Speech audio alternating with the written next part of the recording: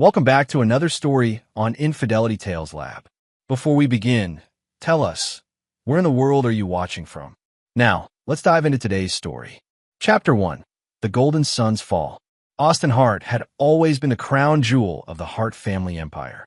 At 28, he possessed the sharp intellect that had built Hart Industries into a mid-tier construction company, the charisma that closed million-dollar deals, and the ruthless business acumen that his father William Hart had drilled into him since childhood. But tonight, standing in a marble foyer of the family mansion, Austin felt like he was about to shatter that perfect image forever. You want to discuss what? William Hart's voice thundered through the study, causing the crystal glasses on his bourbon cart to vibrate slightly. The elder Hart was a man who commanded respect through presence alone. 6'2", silver-haired, with steel-gray eyes that had intimidated competitors for 3 decades.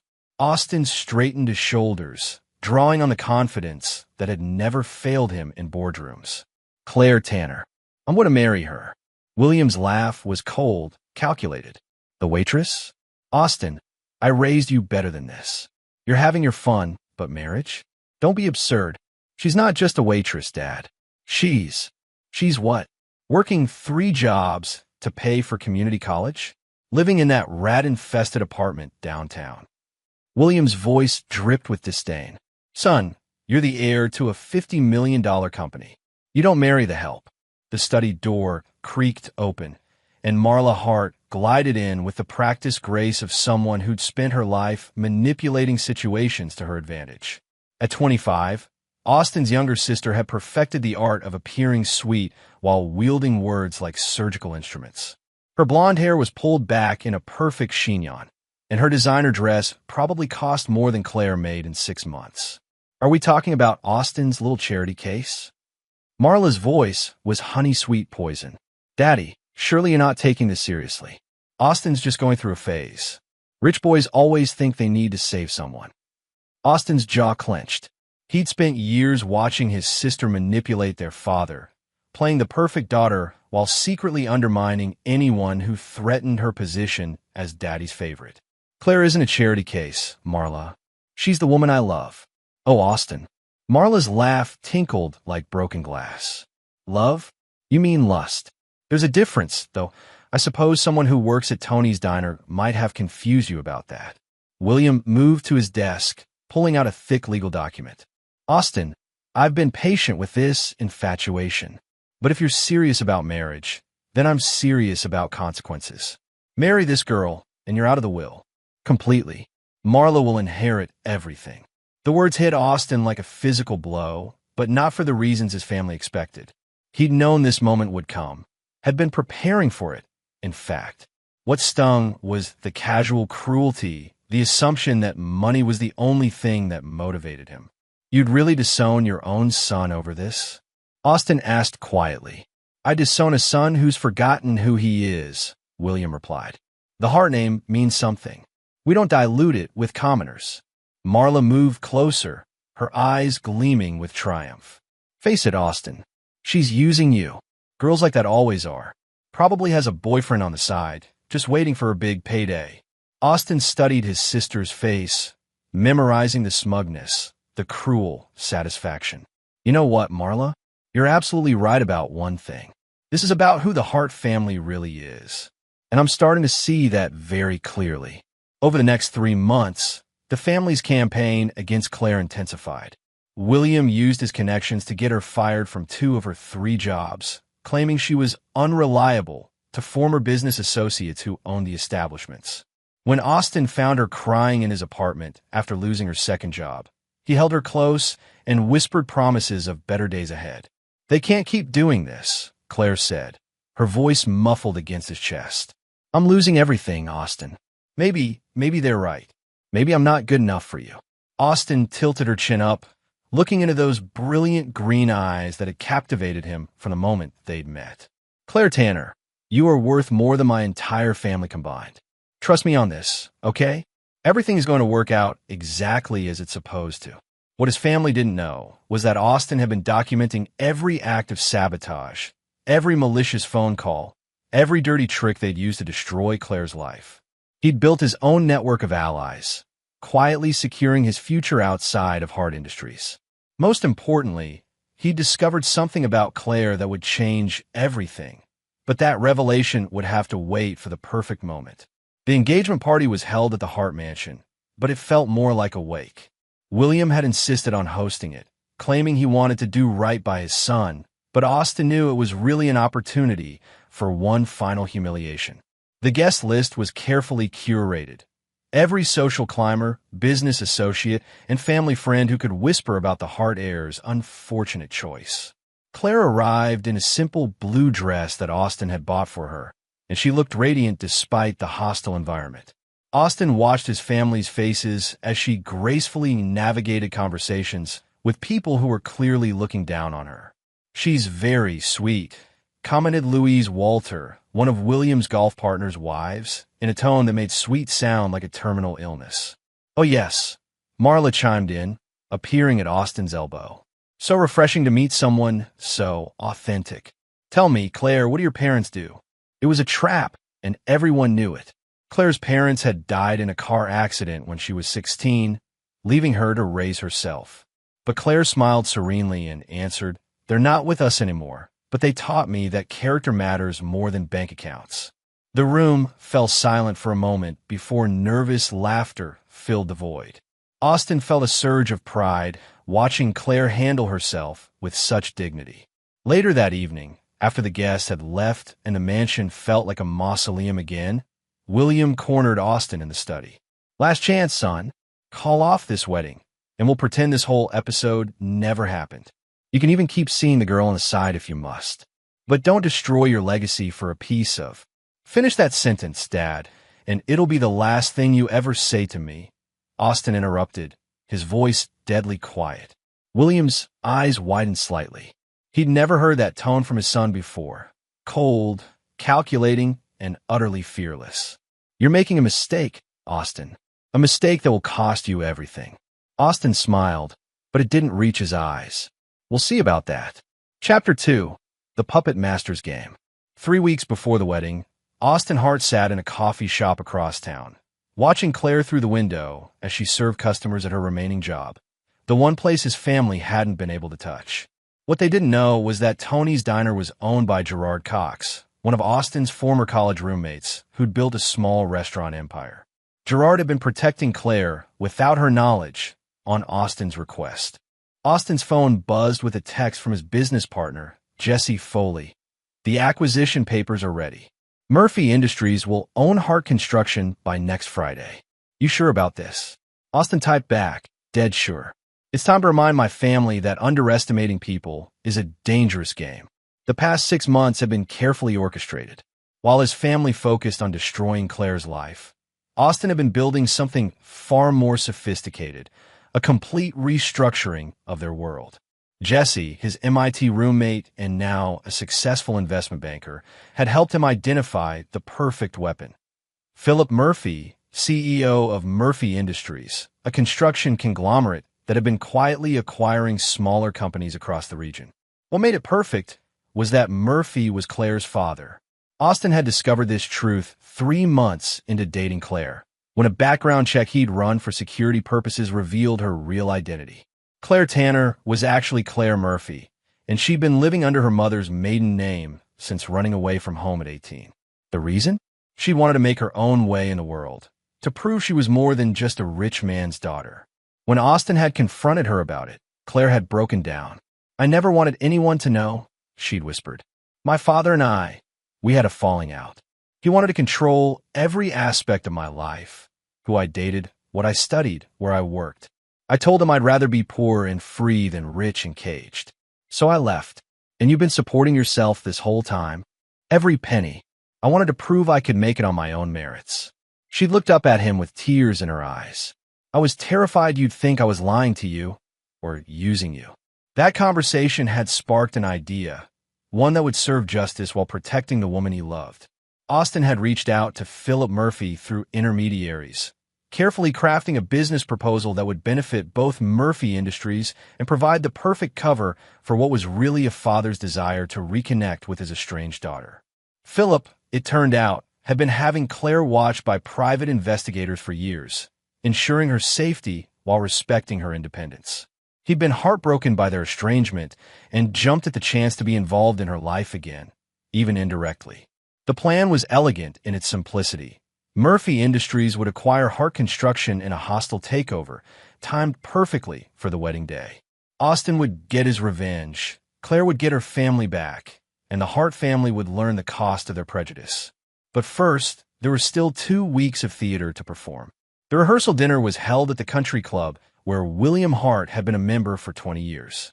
Austin watched his family play their roles perfectly, his father barely containing his disgust, Marla making cutting remarks disguised as wedding planning advice, and various relatives treating Claire like an unwelcome intruder. Austin's cousin, Bud Schultz, cornered him at the bar. "Austin, buddy, you sure about this? I mean, she seems nice enough, but come on. You're a Hart. You could have anyone." "You're right, Bud. I could have anyone.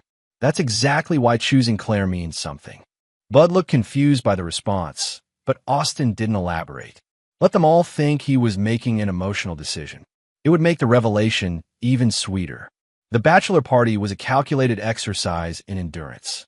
William had insisted on organizing it, turning it into one final attempt to bring Austin to his senses.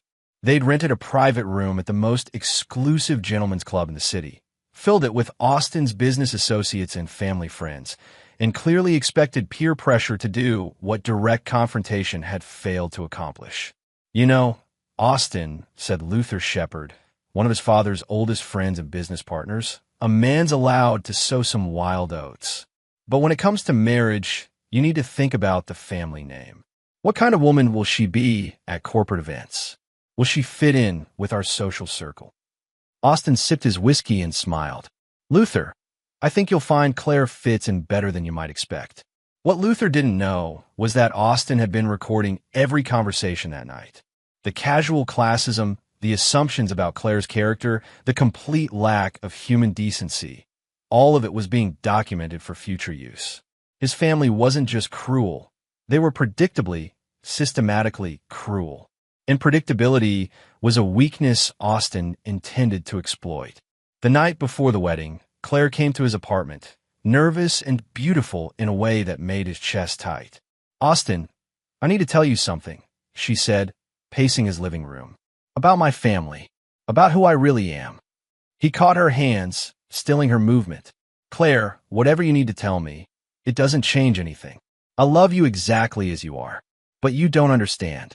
My father is Philip Murphy, CEO of Murphy Industries. I've known for months." Claire's face went white. You knew? "This whole time. I hired a security firm when we started getting serious. Standard procedure for someone in my position." Austin guided her to the couch, keeping his voice gentle. "I know you've been estranged from your family. I know you've been supporting yourself completely.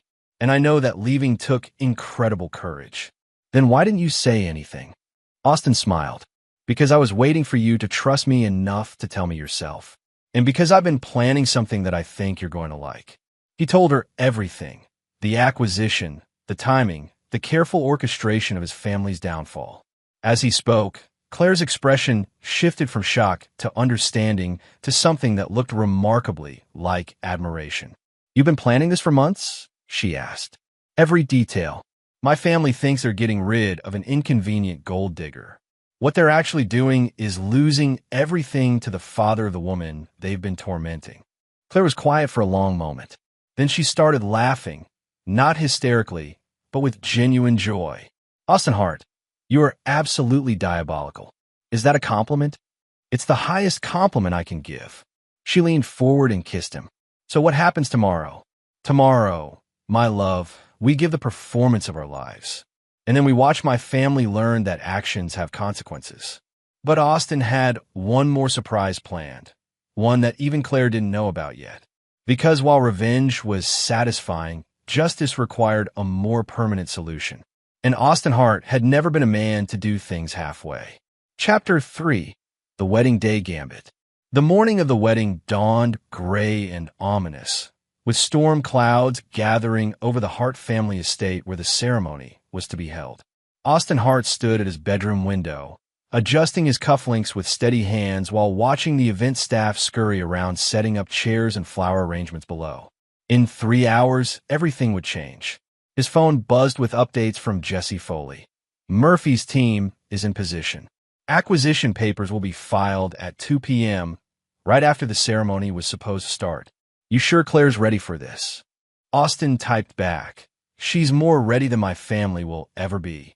Downstairs, the Hart family was in full preparation mode. Marla was directing the decorators with military precision, complaining about every detail as if the wedding's failure would somehow prove her point about Claire's unworthiness. The flowers are completely wrong, she announced to anyone within earshot. Claire obviously has no idea how to plan a proper society wedding. Look at these arrangements. They're so common. William Hart stood in his study, nursing his morning bourbon and staring out at the preparations with the expression of a man attending a funeral. When Austin appeared in the doorway, father and son regarded each other with a cool assessment of opponents preparing for battle. Last chance to call this off? Austin, William said without turning around. About the jet fueled and ready. We could have you in Europe by tonight. Give this whole thing time to blow over. And why would I want to do that, Dad? William finally turned, and Austin was surprised to see something that might have been genuine concern in his father's eyes. Because I love you, son. I don't want to see you destroy your life for someone who doesn't understand our world. For a moment, Austin felt a flicker of the old affection he'd once held for his father. William Hart was a product of his generation and class, raised to believe that pedigree mattered more than character. But that didn't excuse 3 months of systematic cruelty toward an innocent woman. Dad, what if I told you that Claire understands our world better than you think? I'd say you're deluding yourself. Austin, I've had investigators look into her background. Her family died when she was 16. She's been working minimum wage jobs ever since. There's nothing wrong with that, but it's not us. Austin smiled. Your investigators missed a few things. At 1:30 p.m., the guests began arriving for the 2 p.m. ceremony. Austin watched from an upstairs window as cars deposited the cream of the city's social elite onto his family's grounds. Business partners, politicians, society matrons. All the people who mattered in William Hart's world. All the people who would witness what came next. Claire was supposed to arrive at 1:45 p.m. Austin checked his watch. 1:47 p.m. No sign of her car. At 1:50 p.m., Marla burst into his room without knocking. Austin, where is she? The ceremony starts in 10 minutes, and your precious bride is nowhere to be found. I'm sure she'll be here, Austin replied calmly, though his heart had started beating faster. This was the most dangerous part of the plan, the moments when everything could go wrong. 2 p.m. came and went. The guests were murmuring, William was pacing, and Marla was practically vibrating with vindictive joy. I knew it, she announced loudly enough for the front rows to hear. I knew she'd never go through with it. She finally realized what everyone else already knew. She doesn't belong here. 2:15 p.m. The murmuring had become open speculation. Austin could see his father's face cycling through emotions. Embarrassment, anger, and underneath it all, relief. Austin, William called up from the bottom of the grand staircase. Son, I think it's time to accept that she's not coming. At 2:30 p.m., Marla couldn't contain herself any longer. She stood up in front of the assembled guests and clapped her hands for attention. Ladies and gentlemen, I think we can all see what's happened here. My brother's friend has decided not to show up, which is honestly the best thing that could have happened. Austin was about to make the biggest mistake of his life, and thankfully, she saved him from himself. A ripple of nervous laughter went through the crowd. Austin watched from the window as his sister basked in her moment of triumph, as his father nodded approvingly, as their guests whispered among themselves about the Hart family's narrow escape from social contamination. And then, at exactly 2:35 p.m., a convoy of Blacktown cars pulled through the estate gates. Austin smiled as he watched Claire step out of the lead car, looking absolutely radiant in a designer wedding dress that probably cost more than most people made in a year. But it wasn't Claire who made the guests fall silent. It was the man who emerged from the car behind her. Philip Murphy was 62 years old, silver-haired and distinguished, with the bearing of a man who commanded billion-dollar enterprises. He was also one of the most recognizable business leaders in the region, a man whose picture regularly graced the covers of Forbes and Fortune. Austin watched his family's faces as recognition dawned. William went pale. Marla's mouth fell open. The guests began whispering with renewed intensity, but the tone had shifted completely. Claire and her father walked across the lawn toward the ceremony space, and Austin could see the exact moment when his father understood that everything he thought he knew was wrong.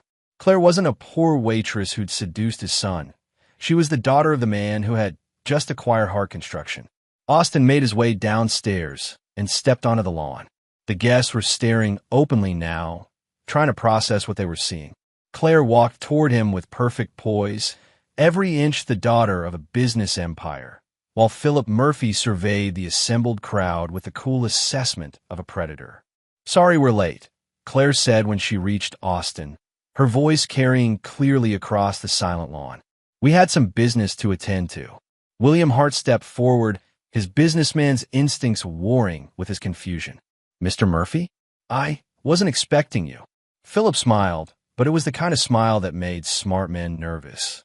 "William, interesting choice of words, expecting. Because I've been expecting quite a lot from you. I'm not sure I understand." "Oh, I think you do. You see, William, I've been watching how you've treated my daughter for the past 3 months. The jobs you cost her, the humiliation you've put her through, the assumption that she wasn't good enough for your family. The silence that followed was deafening." Austin could practically hear the gears turning in his father's head as the full scope of the situation became clear. Marla, never one to recognize when she was beaten, stepped forward with her chin raised defiantly. "Well, if she's really your daughter, then why has she been working as a waitress? Why the deception?" Claire turned to face her future sister-in-law, and Austin saw something in her expression that made him fall in love with her all over again. Not anger, but the kind of calm confidence that came from knowing you held all the cards. "Because, Marla, I want to see what kind of people the Harts really were when they thought no one important was watching. And you've shown me exactly that." Philip reached into his jacket and pulled out a legal document. "Which brings us to the real reason we're here. William, as of 30 minutes ago, Murphy Industries now owns Hart Construction. Congratulations, you work for me now."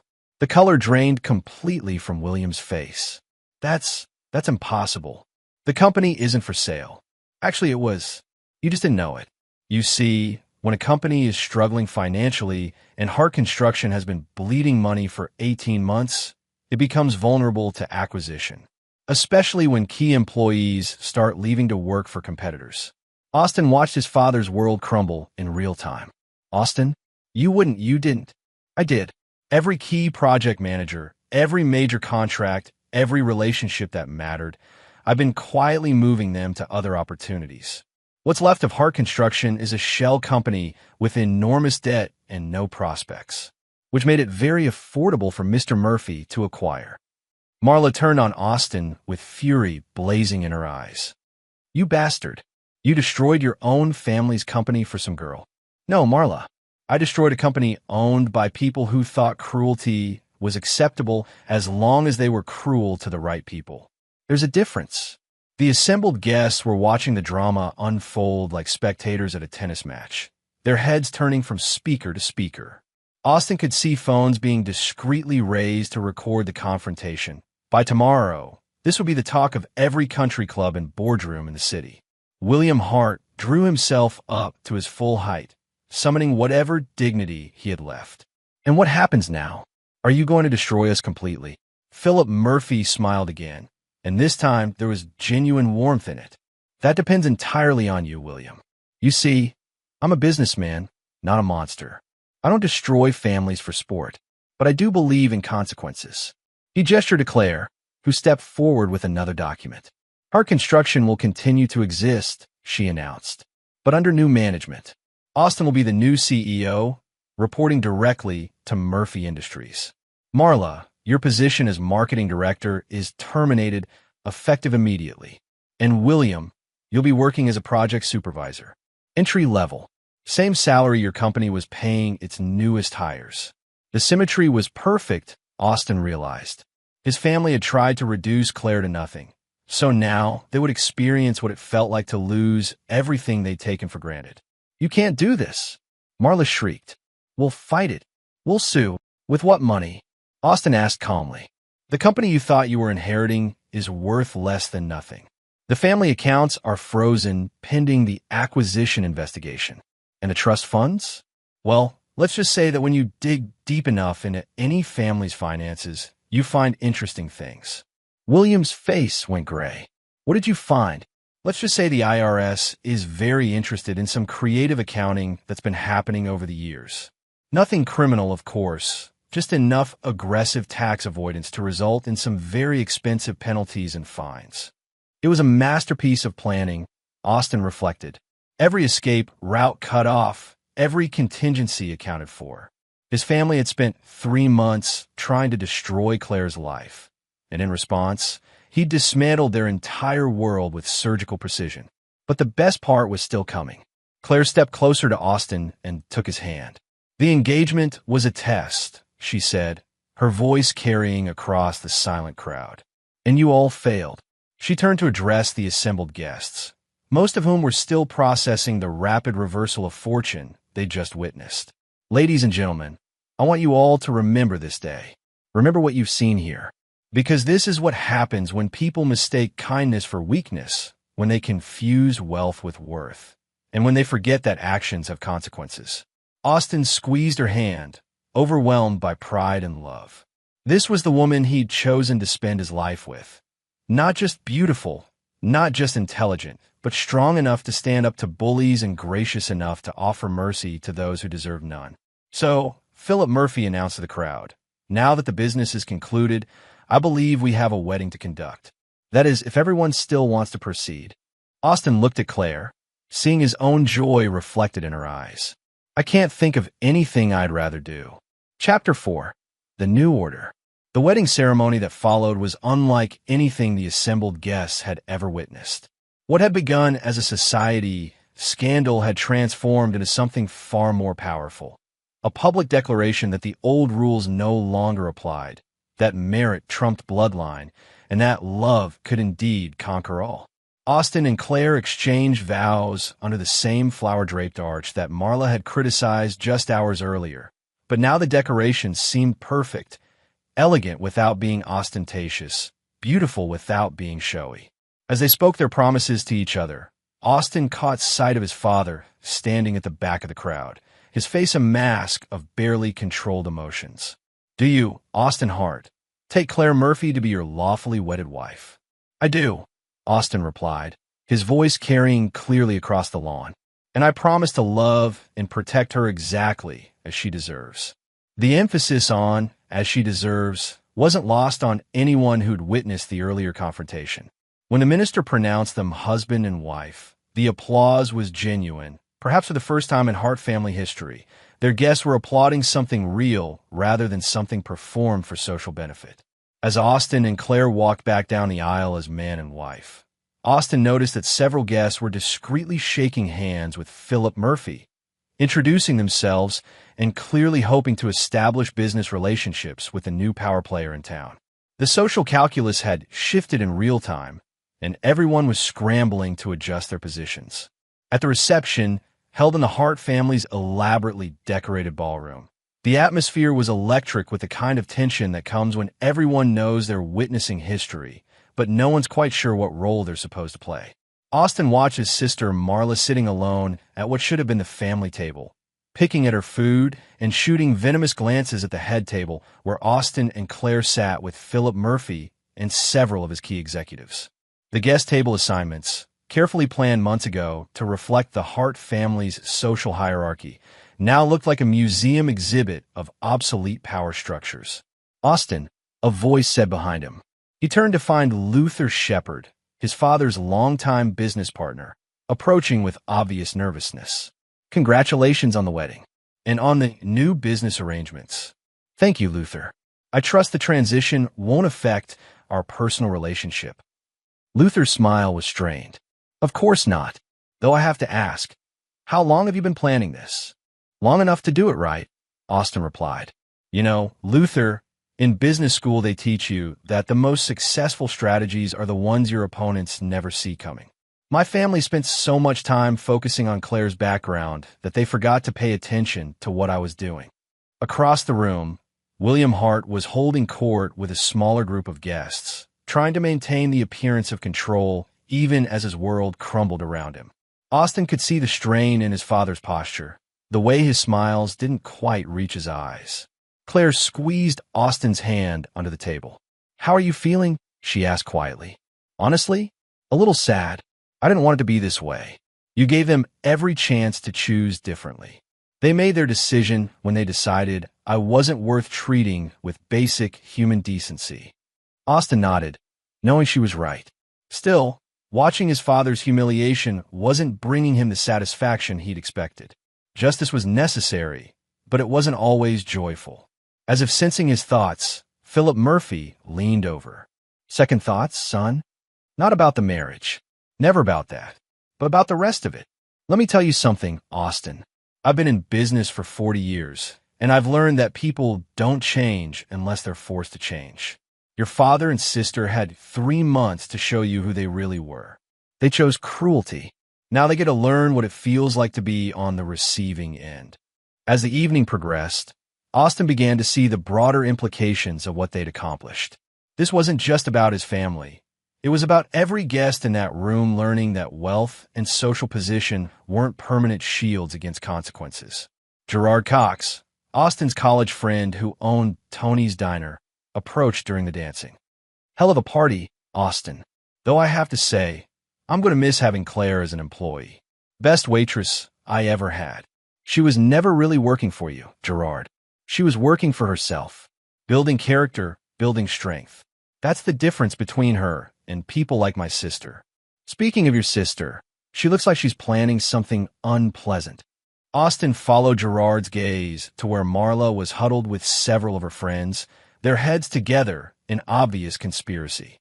He'd been expecting this. Marla had never accepted defeat gracefully in her life. 20 minutes later, his prediction proved accurate.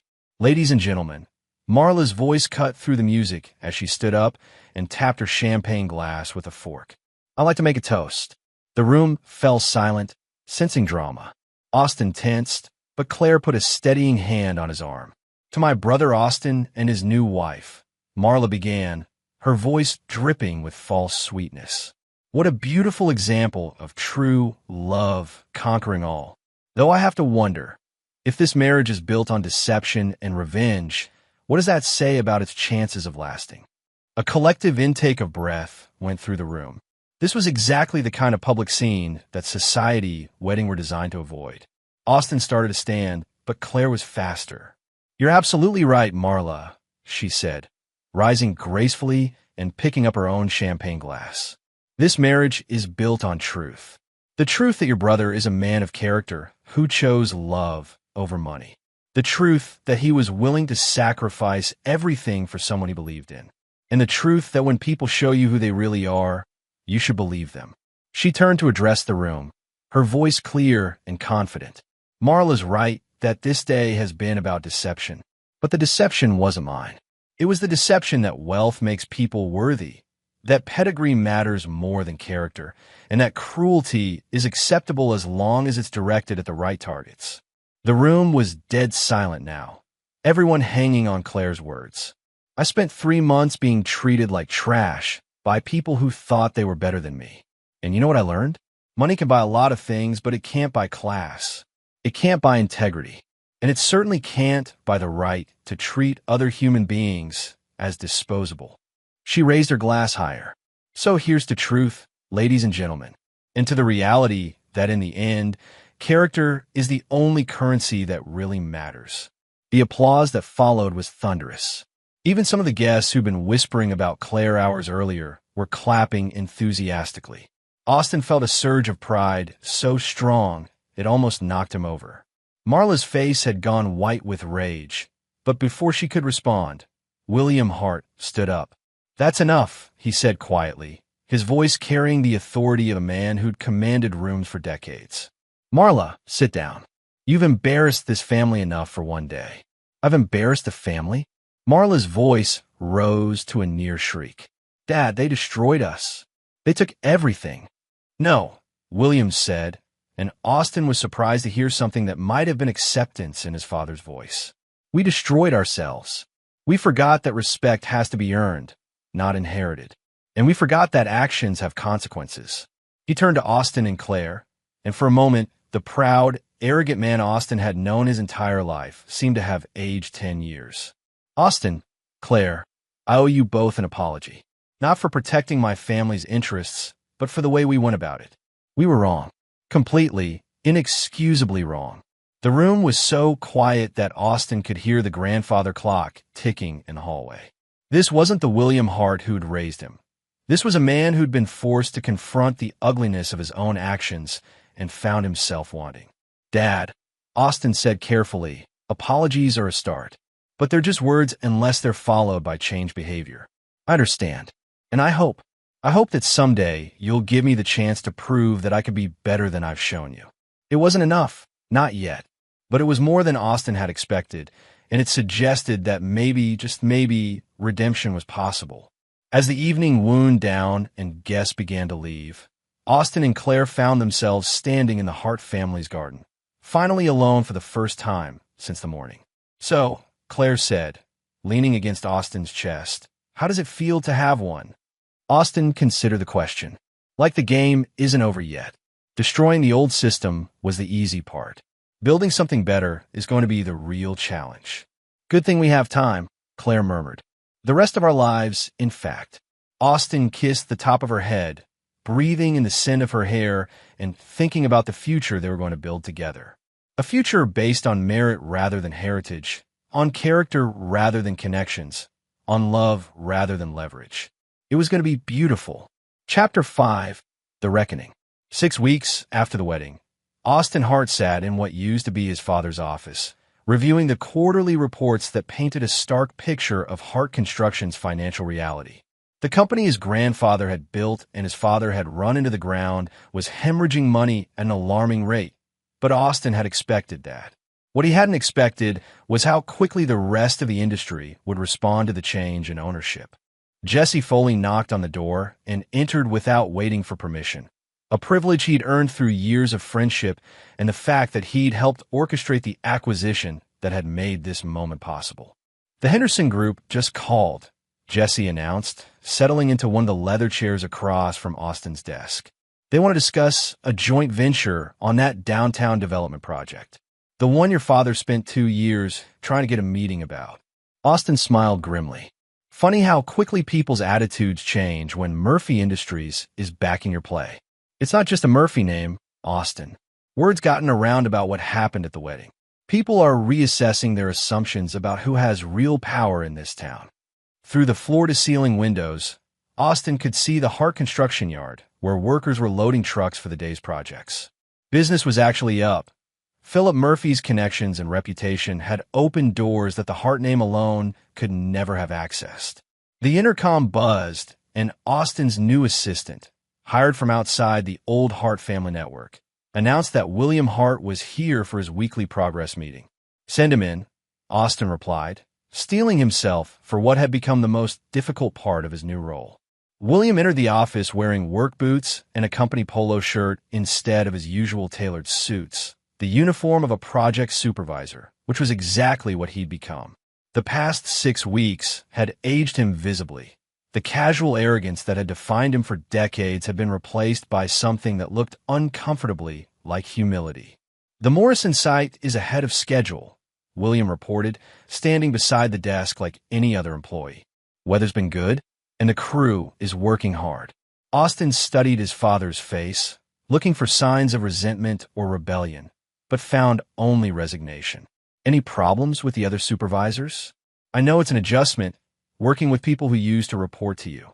They're professionals. They understand the situation." William paused, then added quietly, "It helps that most of them never thought I was very good at the operational side anyway."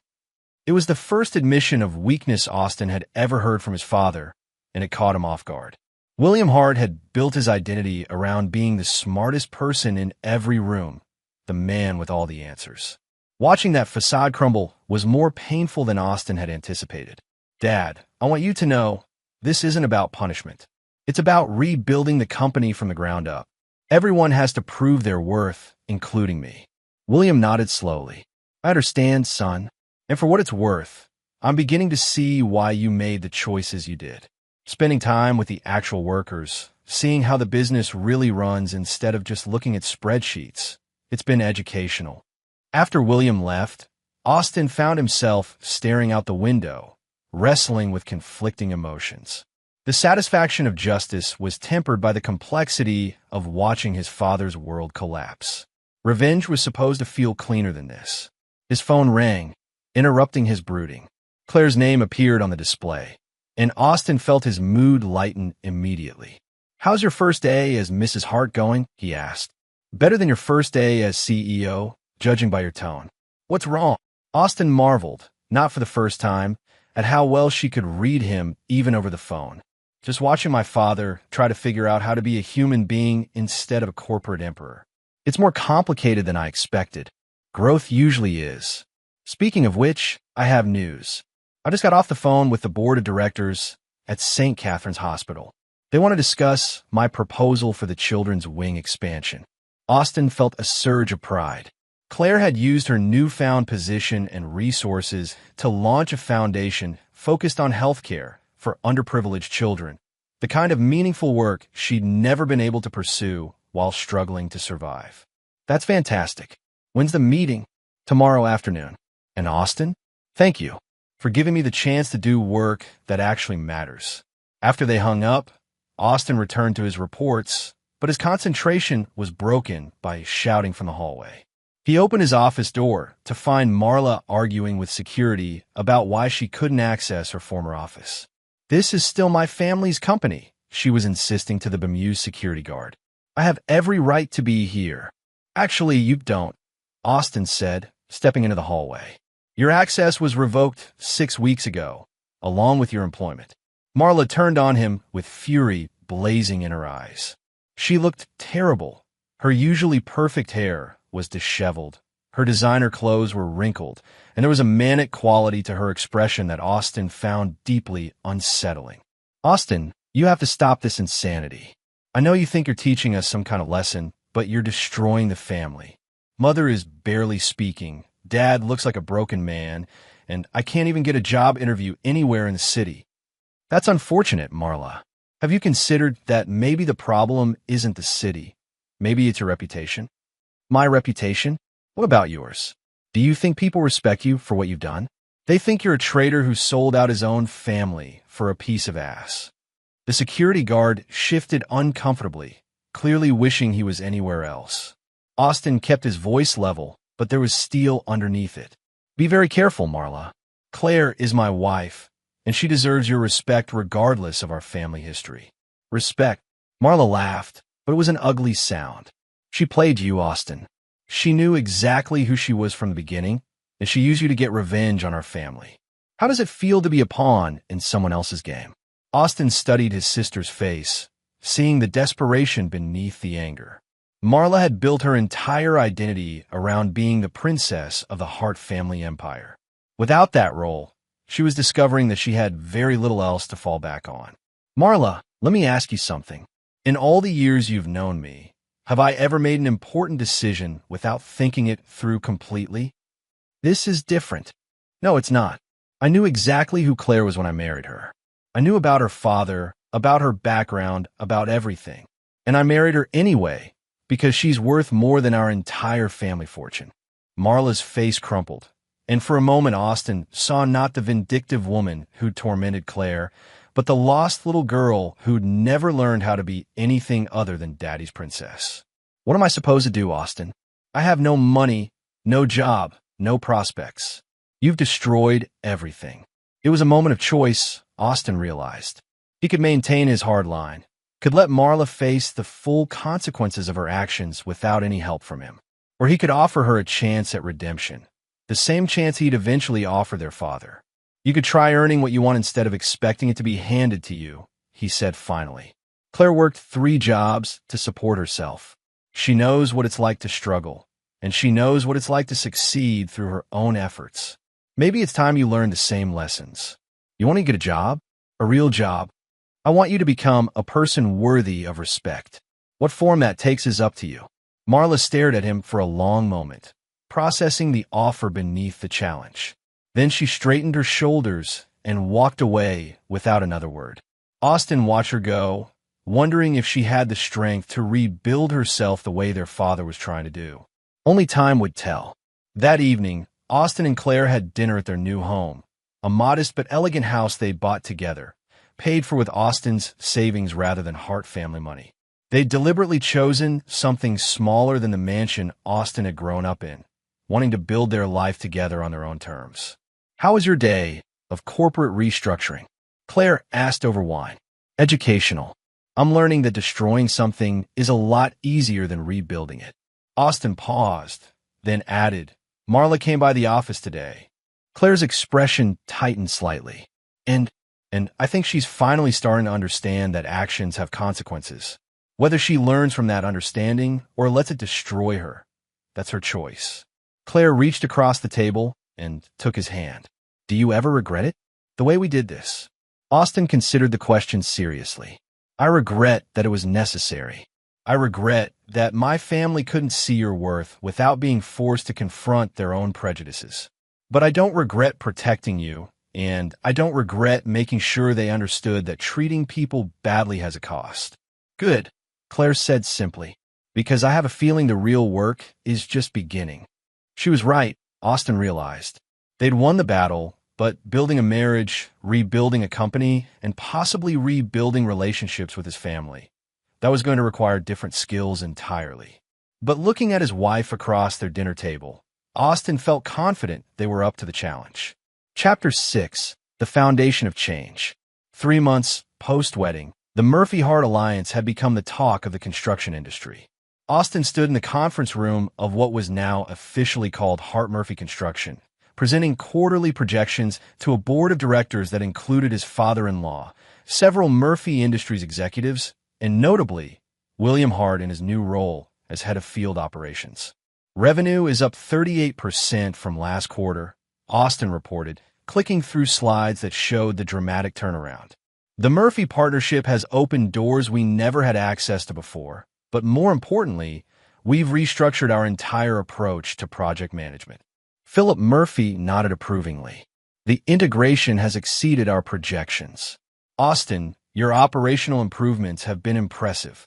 William Hart shifted uncomfortably in his chair. The transition from company owner to employee hadn't been easy, but Austin had to admit his father was trying. The past 3 months of working directly with construction crews had given William a ground-level understanding of the business he'd never possessed before.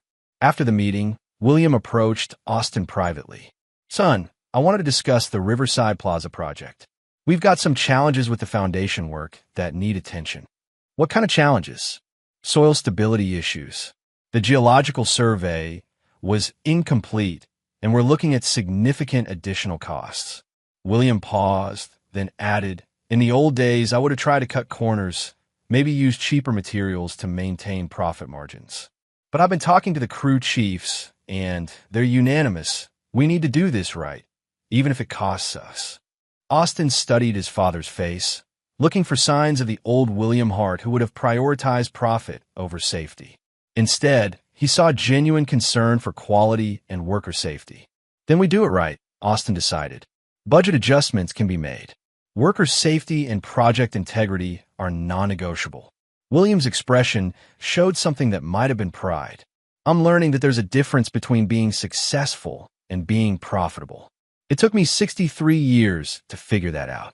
Meanwhile, Claire had thrown herself into her foundation work with the kind of passion Austin had always known she possessed, but had never seen her able to fully express.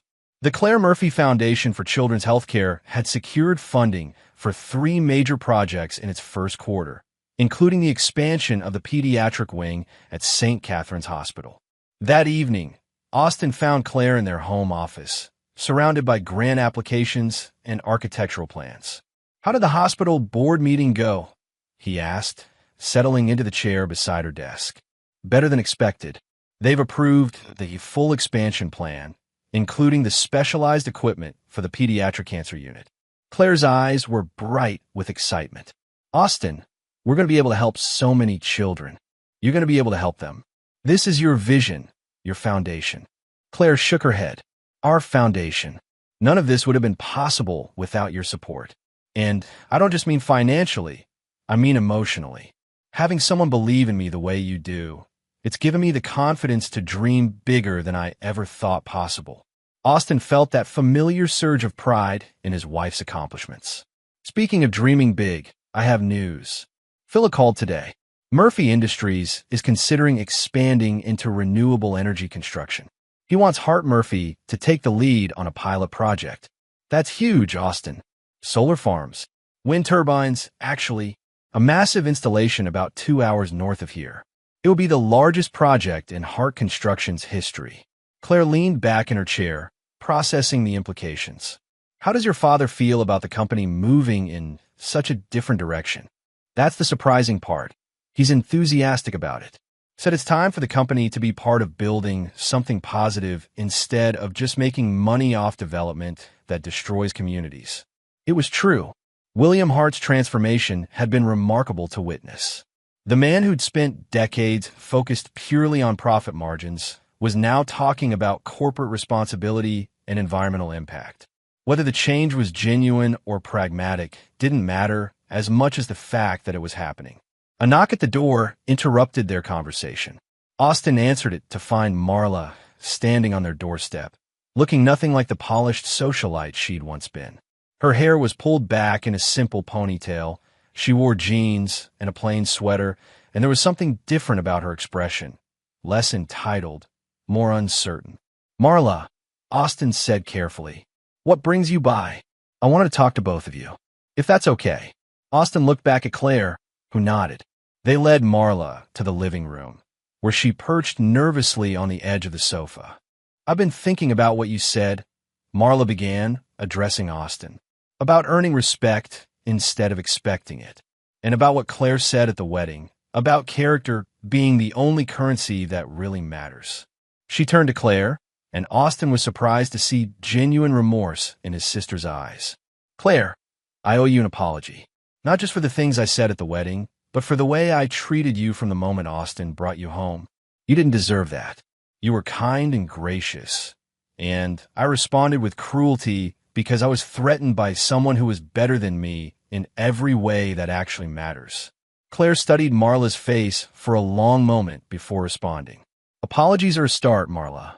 But like Austin told your father, they're just words unless they're followed by changed behavior. I know. That's why I got a job. Austin blinked in surprise. A job? At the community center downtown, working with underprivileged kids, helping them with homework and life skills.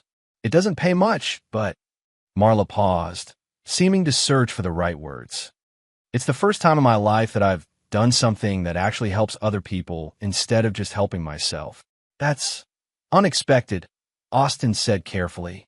The woman who runs the center, Louise Walter, she knows our family. She said she'd give me a chance because she believed people could change, but that I'd have to prove it every day. And you know what? She was right. I've spent 25 years thinking I was special because of who my family was, but these kids don't care about any of that. They just care about whether I show up and whether I actually help them. Claire leaned forward slightly. And how does that feel? Terrifying, humbling, and good, really good. For the first time in my life, I'm earning the respect I get. Marla looked directly at Claire. I'll never be able to undo the things I said to you, but I wanted you to know that I understand now why Austin chose you. It wasn't about rebellion or infatuation. It was about recognizing character when he saw it. The conversation continued for another hour, with Marla sharing stories about her work at the community center and asking Claire about the foundation. Austin watched his sister with growing amazement. This was the Marla he'd hoped existed underneath the entitled facade, the person she might have become if she'd been raised with different values. After Marla left, Austin and Claire sat in comfortable silence, processing the evening's revelations. Do you think she's really changed? Claire asked finally. I think she's trying to change. Whether that becomes permanent, time will tell. It must be strange, watching your whole family reinvent themselves. Austin considered that. Strange, but not unwelcome. I'm starting to think that maybe the best thing that came out of our revenge wasn't destroying the old Hart family, but creating the space for a better version to emerge. Claire smiled and leaned against his shoulder. Very philosophical, Mr. Hart. I learned from the best, Mrs. Hart. As they sat together in their living room, Austin reflected on how dramatically their lives had changed in just a few short months. The revenge had been satisfying, but building something better in its place was proving far more rewarding. The foundation was thriving, the company was growing, and slowly, carefully, his family was learning how to be worthy of the respect they'd always demanded but never earned. It was, Austin thought, the best possible outcome of what had started as a simple desire to protect the woman he loved. Chapter 7. The Test of Time. 1 year after the wedding that changed everything, Austin Hart stood before a room full of construction industry leaders, accepting the Regional Business Ethics Award on behalf of Hart Murphy Construction. The irony wasn't lost on him. A company founded on revenge was being honored for its ethical practices.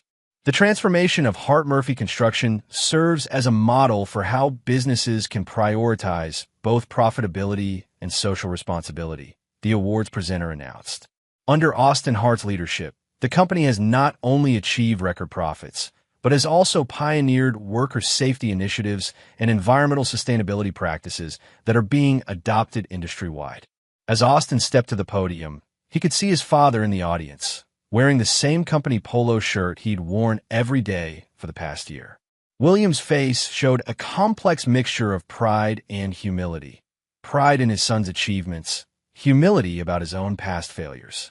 "Thank you for this honor," Austin began. "But I want to be clear about something. This transformation wasn't the result of any brilliant strategy on my part. It was the inevitable outcome of putting the right people in the right positions and finally listening to what our workers have been trying to tell us for years." He paused, scanning the audience until he found Claire, who was sitting with several board members from the Children's Hospital. Her foundation had just announced its second major expansion, funded entirely by the profits from Austin's business improvements. "My wife taught me that character isn't something you inherit. It's something you build, choice by choice, day by day. And my employees taught me that respecting the people who do the actual work isn't just morally right, it's also good business." After the ceremony, the Hart family, plus Claire and Philip Murphy, gathered for dinner at Austin and Claire's house. It had become a monthly tradition, these family dinners that would have been unimaginable a year ago. "I still can't believe they gave us an ethics award," William said, shaking his head. "A year ago, I was cutting corners on worker safety to squeeze out extra profit margins." "A year ago, a lot of things were different," Marla added. She'd been promoted to assistant director at the community center and had started taking evening classes in social work. "I was a spoiled brat who thought being mean to people was a personality trait. And I was a waitress living under a false name because I was too proud to ask my father for help," Claire said with a smile. "We've all grown." Philip Murphy raised his wine glass. "To second chances and the people brave enough to take them." As they toasted, Austin reflected on how much had changed beyond just business success. His relationship with his father, while still complicated, had developed a depth it had never possessed before. Working together as equals, rather than as heir and patriarch, had forced them to actually get to know each other as people. Marla had surprised everyone, including herself, by discovering a genuine aptitude for social work. The entitled princess had transformed into an advocate for underprivileged children, bringing the same intensity to helping others that she'd once devoted to tearing them down. But perhaps the most remarkable change was in Claire herself. Marriage to Austin had given her the security to embrace her identity as Philip Murphy's daughter while maintaining the independence she'd fought so hard to achieve. The foundation she'd built was genuinely her own creation, funded by her husband's success, but driven by her vision and passion. After dinner, as they were cleaning up, William approached Austin privately. "Son, I want to talk to you about something. I've been thinking about retiring." Austin paused in loading the dishwasher. "Dad, You're only 63, and you've been doing good work as head of field operations. I've been doing good work, haven't I? William smiled. That's the thing. For the first time in my career, I'm actually proud of what I do every day. But I think it's time for me to step back and let the next generation take the lead completely. What would you do? Your mother wants to travel, and I've been thinking about volunteering, maybe working with some of the literacy programs at Marla's Community Center. William paused, then added, I spent 40 years building a business empire, but I never built anything that actually helped people. I'd like to change that. Austin felt a complex mix of emotions. Part of him still harbored resentment for the man who'd tried to destroy his wife's life. But a larger part recognized the genuine transformation his father had undergone. If that's what you want, Dad, then you have my support. You've earned the right to choose your own path. That night, as Austin and Claire lay in bed, she asked the question he'd been expecting. How do you feel about your father retiring? Relieved mostly. A year ago, I thought the only way to deal with him was through complete dominance. Now I'm realizing that the best revenge might have been helping him become a better person. Claire was quiet for a moment. Do you think we're better people now than we were a year ago? Austin considered the question seriously. You were always a good person, Claire. You just needed the opportunity to show it. As for me, I think I'm more complete than I was. The revenge satisfied something in me, but building something positive afterward, that's what really mattered.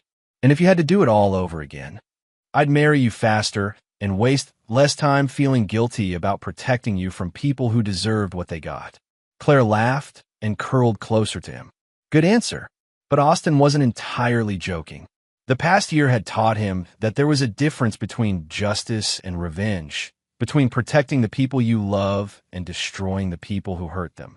He'd managed to do both, but if forced to choose, he'd always choose protection over punishment. The next morning brought news that would test that philosophy. Austin was reviewing construction schedules when Jesse Foley called with urgent news. Austin, you need to know something. Luther Shepard is trying to organize a hostile takeover of Hart Murphy Construction. Austin felt a cold shock of recognition. Luther had been his father's business partner for decades, and one of the most vocal critics of the company's transformation over the past year. What's his angle? He's claiming that the Murphy acquisition was fraudulent, that you manipulated your father into selling a company that wasn't legally yours to sell. He's got backing from some of the old guard who don't like the way Hart Murphy has been setting new industry standards. Austin was quiet for a moment, processing the implications. How solid is his case? Legally? Probably not very. But he's got enough money and connections to make it expensive and time-consuming to fight. And if he succeeds in creating doubt about the legitimacy of the acquisition, it could destabilize everything we've built, Austin finished. Jesse, I need you to do something for me. I need a complete financial analysis of Luther's business holdings. Everything, personal accounts, business partnerships, investment portfolios. All of it. Austin, what are you planning? Austin smiled, but it was the same cold expression that had terrified his father a year ago. I'm planning to remind Luther Shepard that some lessons have to be taught more than once. The game, it seemed, was far from over. Chapter 8, The Final Gambit. Luther Shepard's office occupied the top floor of the Meridian building, with floor-to-ceiling windows offering a commanding view of the city's skyline. At 68, Luther had built his construction empire through a combination of political connections, competitive bidding manipulation, and what he euphemistically called old-school business practices. He'd weathered scandals that would have destroyed lesser men, always emerging stronger and more connected than before, which was why he felt confident as he reviewed the legal documents spread across his mahogany desk, documents that would challenge the legitimacy of the Murphy Industries acquisition of Hart Construction. The case is straightforward, his lawyer, Brent Hutchinson, explained. Austin Hart didn't have the legal authority to negotiate the sale of a company he didn't own. William Hart was coerced into signing under duress, making the entire transaction voidable. Luther smiled with satisfaction.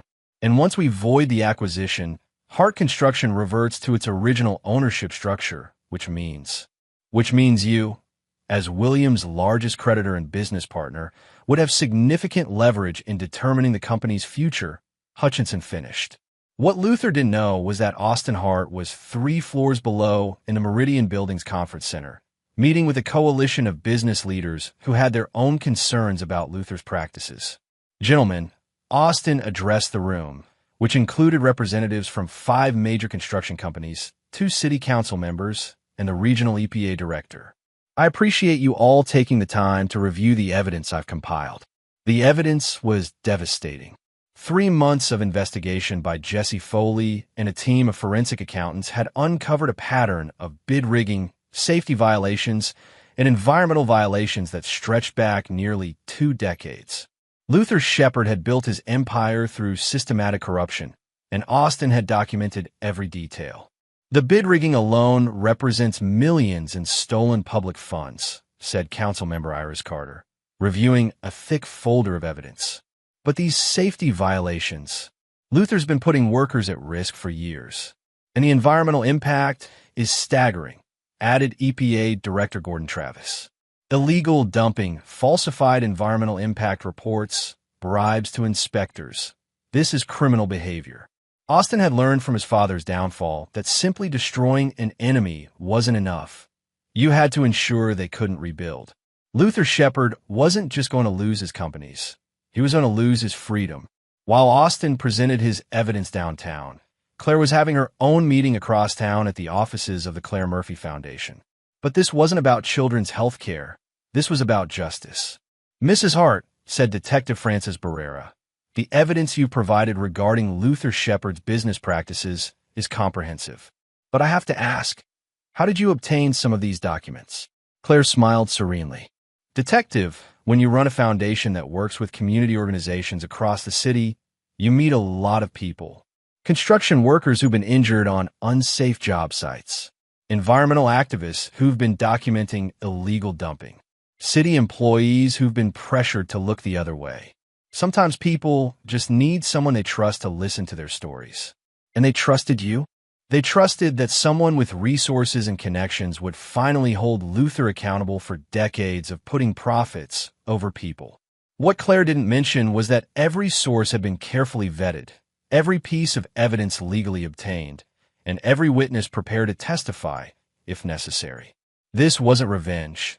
This was a carefully orchestrated campaign for justice, planned with the same precision that had brought down the Hart family's arrogance a year earlier. By 3 p.m. that afternoon, Luther Shepard's world began to collapse. The first blow came when federal agents arrived at his office with search warrants for both his personal and business records. The second came an hour later when the state environmental agency announced a criminal investigation into years of illegal practices. The third came when the city announced that all of Luther's companies were being suspended from bidding on public projects pending the outcome of the investigations. By evening, Luther Shepard was sitting in a holding cell, charged with multiple felonies including fraud, bribery, and criminal endangerment. Austin was in his office when William Hart called with the news. They arrested Luther, William said, his voice carrying a complex mixture of emotions. Austin, I need to ask, did you do this? I provided evidence of criminal behavior to the appropriate authorities, Dad. What they did with that evidence was their decision. This is about more than protecting the company, isn't it? This is about protecting people. Austin was quiet for a moment. A year ago, I destroyed our family's company to protect Claire from your prejudice. Today, I destroyed Luther's empire to protect workers from his greed. The methods were different, but the principle was the same. Actions have consequences. And if Luther tries to retaliate, with what? By tomorrow morning, his assets will be frozen, his companies will be in receivership, and his political connections will be distancing themselves as fast as possible. Luther Shepard is finished. It was true. Austin had learned from watching his father's downfall that simply defeating an enemy wasn't enough. You had to ensure they couldn't recover. Luther's network of corruption had been so thoroughly exposed that no one would risk association with him. 3 days later, Austin stood before the city council as they voted to award Hart Murphy Construction the contract for the new municipal complex. The same project Luther had expected to win through his usual combination of backroom deals and lowest bid manipulation. This contract represents more than just a construction project. Austin told the council. It represents a commitment to ethical business practices, worker safety, and environmental responsibility. Standards that should be the minimum expectation, not the exception. After the meeting, Austin found his father waiting in the parking lot. Congratulations, son. That's the biggest municipal contract in the city's history. Thanks, Dad. Though I have to admit, it feels different winning through merit rather than manipulation. William smiled ruefully. Better, you mean? Definitely better. They stood in comfortable silence for a moment, watching the late afternoon traffic. Finally, William spoke again. Austin, I want you to know, I'm proud of who you've become. Not just as a businessman, but as a man. You've shown more character in the past year than I showed in my entire career. I had good teachers, Dad. Some taught me what to do, others taught me what not to do. Both lessons were valuable. That evening, Austin and Claire had dinner at their favorite restaurant. Not the exclusive establishments where the Hart family used to dine, but a small Italian place where the food was excellent and the atmosphere was warm. It was the kind of place Claire had introduced him to, and it had become a symbol of the life they'd built together. Authentic, comfortable, and focused on substance rather than status. So Luther's shepherd is finished, Claire said over wine. How does it feel? Like justice, but also like responsibility. Hart Murphy is now the largest construction company in the region. What we do with that position matters. Any regrets? Austin considered the question. About Luther? None. He put workers at risk for decades and corrupted public bidding processes for his own profit. He deserved everything he got. And about your family? That's more complicated. I don't regret forcing them to confront their prejudices, but I'm glad it led to growth rather than just destruction. Claire reached across the table and took his hand. You know what I think? I think you've become the kind of man who uses power to protect people rather than dominate them. That's the difference between you and everyone you've defeated. Austin squeezed her hand, thinking about the truth of that observation. Power was just a tool. What mattered was how you used it. So what's next for us? He asked. Claire smiled. Well, the foundation is expanding into 3 new cities. The company is about to start the largest public works project in the region. And your father wants to teach literacy classes at the community center where your sister works. And us personally, I was thinking it might be time to start planning for the next generation of Harts. Make sure they grow up with better values than the previous ones. Austin felt his heart skip a beat. Claire, are you saying? I'm saying I love you, Austin Hart. And I love the life we've built together. And I think it's time to start building something that will last longer than either of us. As Austin looked at his wife across their dinner table, he realized that this was what victory really looked like. Not the destruction of his enemies, but the creation of something beautiful and lasting with the woman he loved. The revenge had been satisfying, but this was better. This was happiness. Chapter 9, Legacy. 5 years later, Austin Hart stood in the lobby of the Hart Murphy Construction Headquarters, watching his 3-year-old daughter, Emma, chase soap bubbles that danced in the afternoon sunlight, streaming through the floor-to-ceiling windows. The building itself was a testament to everything the company had become. Environmentally sustainable, worker-friendly, and designed to serve the community rather than simply impress visitors. Daddy, look, Emma called out, reaching for a particularly large bubble. I almost got it. Austin smiled, remembering how different this lobby had been when it housed the old Hart construction. Gone were the intimidating marble surfaces and cold corporate artwork, replaced by warm woods, natural lighting, and a children's play area for employees' families. The transformation wasn't just aesthetic.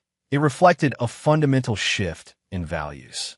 Claire emerged from the elevator, having just finished a board meeting for the Claire Murphy Foundation, which now operated in 12 cities and had funded over 30 major healthcare initiatives for underprivileged children. How did the meeting go? Austin asked, scooping Emma into his arms. Better than expected. The board approved the expansion into rural healthcare initiatives. We're going to be able to bring mobile medical units to communities that have never had consistent access to pediatric care. Austin felt the familiar surge of pride in his wife's accomplishments. The foundation had become one of the most respected charitable organizations in the region, known for its efficiency, transparency, and results. Claire had built something that would outlast them both. And the Hart-Murphy quarterly reports? Claire asked. Record profits again, but more importantly, we've maintained our safety record and actually improved our environmental impact metrics. Austin shifted Emma to his other arm. We're proof that doing the right thing doesn't have to hurt the bottom line. Through the lobby windows, Austin could see William Hart crossing the parking lot with Marla. William was returning from his daily volunteer shift at the Literacy Center, while Marla was coming from her new job as director of the Regional Social Services Coalition. Both looked healthier and happier than they had during the Hart family's Empire days. The transformation of his family still amazed Austin. William had thrown himself into volunteer work with the same intensity he'd once devoted to corporate domination, becoming a recognized advocate for adult education. Marla had not only completed her social work degree, but had become a respected voice in regional policy discussions about poverty and education. "Grandpa," Emma squealed as William entered the building, her face lighting up with genuine joy. William's transformation was perhaps most visible in his relationship with Emma. The man who had once valued bloodline and status above all else had become a doting grandfather who measured success by his granddaughter's laughter rather than quarterly profit margins. "There's my favorite granddaughter," William said, taking Emma from Austin's arms. "Did you help Mommy and Daddy with their important work today?" "I helped," Emma declared proudly. "I colored pictures for the sick kids." It was true. Emma had spent the morning in Claire's office, creating artwork that would be distributed to children in the Foundation's partner hospitals. At 3 years old, she was already learning that helping others was simply what the Hart family did. "Actually," Claire said, "I have some news that relates to Emma's future." Austin looked at her with curiosity. "What kind of news?" "I'm pregnant." The words hit Austin like a physical force. He stared at Claire, processing the information while Emma chattered to her grandfather about her artistic endeavors. "How long have you known?" Austin asked finally. "I found out yesterday. I wanted to be sure before I said anything." William looked up from his conversation with Emma, having caught the tone of the exchange. "Is everything all right?" "Everything's perfect, Dad," Austin said, unable to keep the grin off his face. "You're going to have another grandchild." The celebration that followed was quintessentially Hart family, warm, genuine, and focused on the future rather than the past. As Austin watched his father play with Emma, while his wife shared her pregnancy news with Marla, he reflected on how completely their world had changed. That evening, after Emma was asleep and they were alone in their living room, Austin and Claire talked about the future they were building. "2 children," Claire said, resting her head on Austin's shoulder. "Are you ready for that level of chaos?"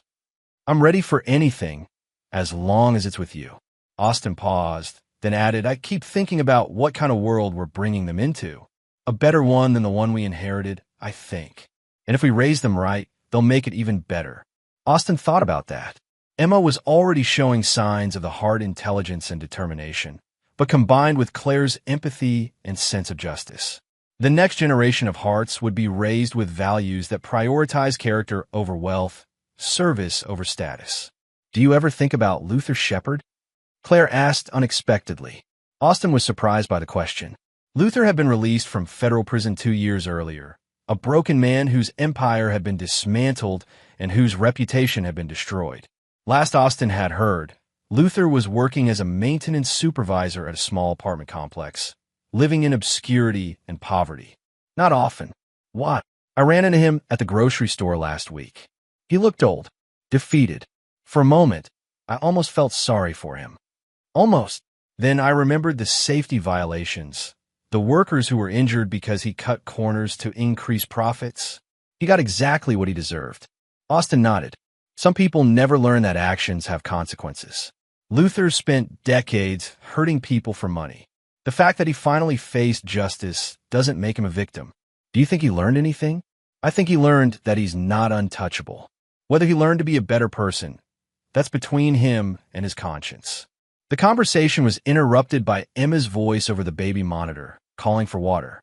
As Austin went upstairs to check on his daughter, he thought about the different kinds of legacy a person could leave. Luther Shepard would be remembered as a cautionary tale about the consequences of greed and corruption. William Hart would be remembered for his dramatic transformation from corporate tyrant to community advocate. Marla would be remembered for proving that people could change, that entitled privilege could become dedicated service. And Austin? He hoped to be remembered as the man who proved that love was stronger than prejudice, that justice was worth fighting for, and that building something beautiful was always better than destroying something ugly.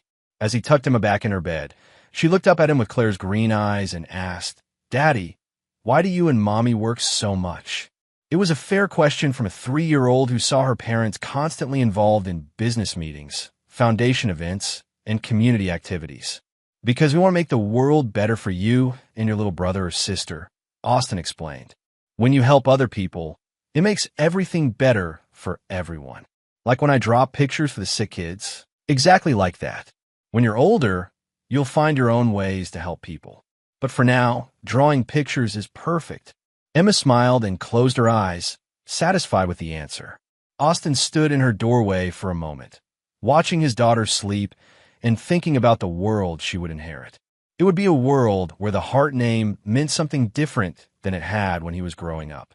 Instead of being associated with ruthless business practices and social climbing, it would be associated with integrity, service, and the belief that everyone deserved to be treated with dignity.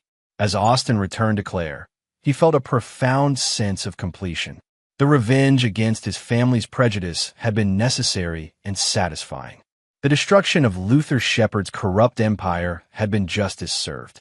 But this, building a family, building a business, building a legacy based on love and service, this was what mattered most.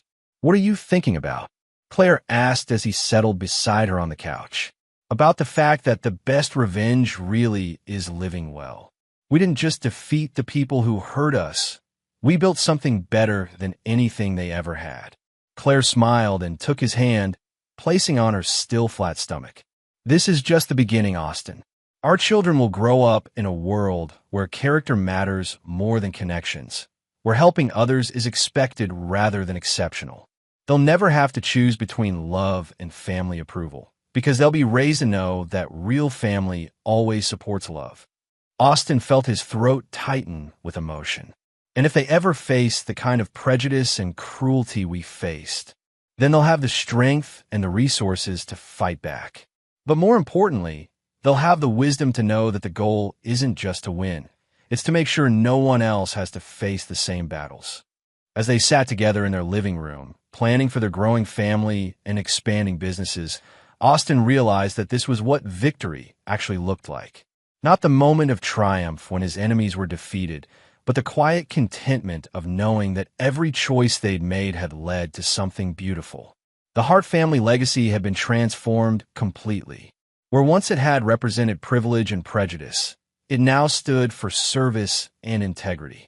Where once it had been about accumulating power over others, it was now about using power to protect and uplift others.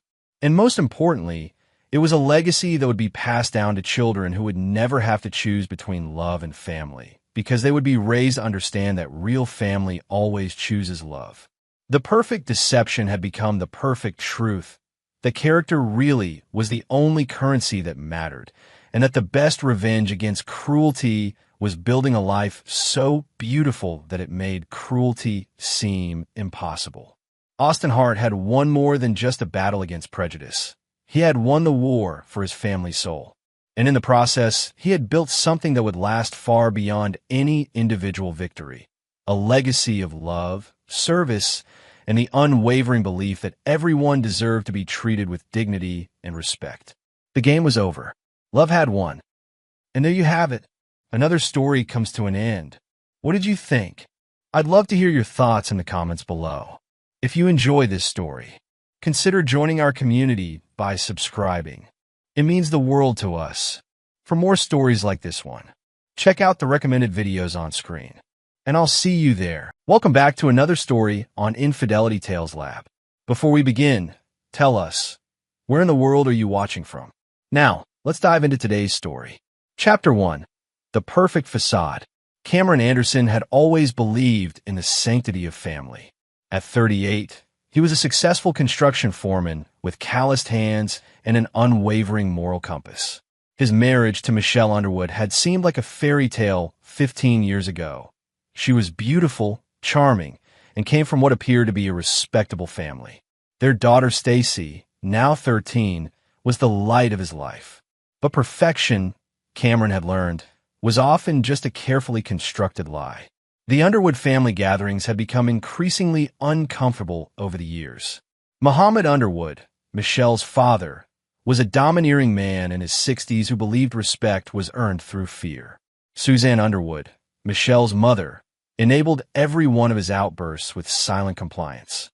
What troubled Cameron most was how Michelle had begun adopting their toxic dynamics.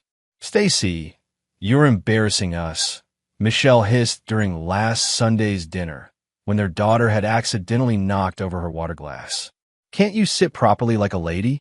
Cameron had intervened then, gently helping Stacy clean up while shooting his wife a disapproving look. Michelle's eyes had flashed with something cold and unfamiliar. That evening, Cameron noticed Michelle texting someone frequently, her phone tilted away from him. When he casually asked who she was messaging, she'd snapped it shut. "Just work stuff," she'd said, but her smile didn't reach her eyes. The signs had been there for months: late nights at client meetings, new clothes she claimed were gifts from friends, and an emotional distance that seemed to grow wider each day.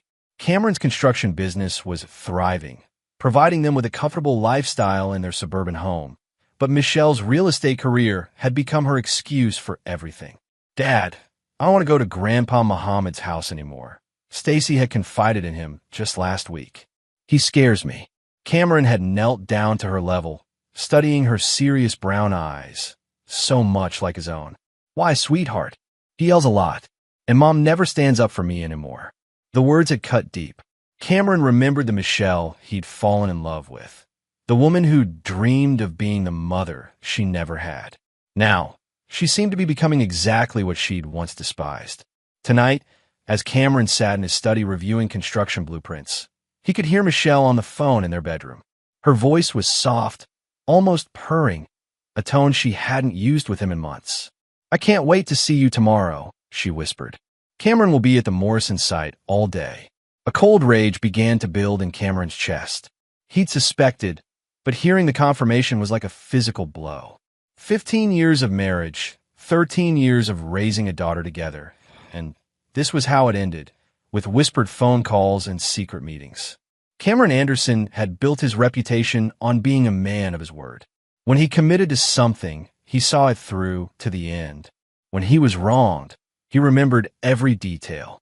And when he decided someone had crossed a line they could never uncross, he made sure they understood the consequences. As Michelle's laughter drifted through the walls, Cameron made a decision that would change everything. He wouldn't confront her yet. Instead, he would watch, learn, and prepare. Because if there was one thing his years in construction had taught him, it was that the strongest foundations were built slowly and carefully. And when the time came to tear something down, you had to know exactly where to place the charges. Chapter 2. The Breaking Point. 3 weeks of careful observation had given Cameron a complete picture of his wife's betrayal. Michelle was having an affair with Wade Willis, a smooth-talking real estate developer who'd been circling their social circle like a predator. Wade was 42, divorced, and known for his expensive taste and wandering eye. Cameron had followed them twice to a downtown hotel, photographed them together, and even managed to overhear enough of their conversations to understand this wasn't just physical. Michelle was sharing intimate details about their marriage, mocking Cameron's blue-collar mentality and complaining about feeling trapped in suburban mediocrity. But it was today that everything would shatter beyond repair. The family gathering at the Underwood house started like any other. Muhammad held court in his recliner, criticizing everything from the government to his neighbors. Suzanne fluttered around serving drinks and making excuses for his behavior. Michelle sat beside Wade, who'd been invited as a family friend, touching his arm whenever she laughed at his jokes. Cameron watched it all with the cold calculation of a man planning demolition. "Stacy, come here," Muhammad commanded from his chair. "I want to talk to you about your grades." 13-year-old Stacy approached cautiously. Cameron could see the tension in her small shoulders. Your mother tells me you got a B+ in math. That's not good enough. In my day, children were grateful for education and worked harder. I did work hard, Grandpa, Stacy said quietly. It's just difficult sometimes. Muhammad's face darkened. Don't talk back to me, girl. You're getting soft because your father coddles you. Cameron felt his muscles tense, but he forced himself to remain still. He needed to see how far this would go. She's just a child, Dad, Michelle said, but her voice lacked conviction. She was more interested in Wade's hand on her knee. That's the problem. Muhammad stood up, his voice rising. No discipline, no respect. When I was your age, children knew their place. Stacy backed away slightly, fear evident in her eyes. I'm sorry, Grandpa. I'll try harder. Sorry isn't enough. Muhammad reached for the decorative brick that served as a bookend on the nearby shelf. You need to learn what happens when you don't listen. What happened next would replay in Cameron's mind for the rest of his life. Muhammad swung the brick, striking Stacy across the left side of her face with a sickening thud. She crumpled to the floor, blood streaming from her nose and mouth. Next time when I speak to you, listen to me, Muhammad shouted at the sobbing, injured child. Cameron was moving before conscious thought took over, but Michelle's reaction stopped him cold. She was laughing. Well, Michelle said, smiling at Wade as if sharing an inside joke, tell your pathetic daughter how to respect her superior. The room fell silent except for Stacy's crying. Cameron knelt beside his daughter, his hands shaking as he assessed her injuries. Her nose was clearly broken, her lips split, and blood was already swelling around her left eye. We're going to the hospital, Cameron said, his voice deadly quiet as he lifted Stacy into his arms. Oh, please, Suzanne called out casually as they headed for the door. Bring us some beer on the way back. We're running low. Cameron stopped at the threshold, turning back to look at each of them. Muhammad standing proud and unrepentant, Suzanne worried about her beer supply, Wade smirking with amusement, and Michelle still laughing softly at what she clearly saw as justified discipline. I'll be sure to bring something back, Cameron said. I promise. At the hospital, as doctors worked on Stacy's broken nose and stitched her lip, Cameron made phone calls. The first was to Harvey Mason, his oldest friend and a private investigator who'd helped Cameron vet potential employees with troubled backgrounds. Harv, I need everything you can find on Wade Willis. Financial records, personal history, weaknesses, everything. What's going on, Cam? Someone hurt my daughter, and I'm going to make sure they understand what that means. The second call was to his lawyer. The third was to his bank.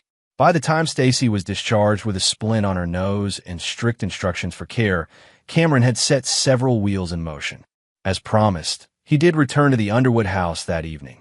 But instead of beer, he brought legal documents, divorce papers, a restraining order, and a formal report he'd filed with Child Protective Services detailing the assault on his daughter. The papers were served simultaneously to Muhammad, assault charges, Michelle, divorce and emergency custody papers, and delivered by courier to Wade Willis, a cease and desist order regarding contact with his family. You can't do this, Michelle screamed as Cameron collected Stacy's belongings. You're overreacting. It was just discipline. Cameron looked at his wife, really looked at her, and saw a stranger. You laughed when someone broke our daughter's nose. You called her pathetic. There's no coming back from that, Michelle. Wade will help me fight this. You can't just take Stacy. Wade will help you. Cameron smiled coldly. We'll see about that.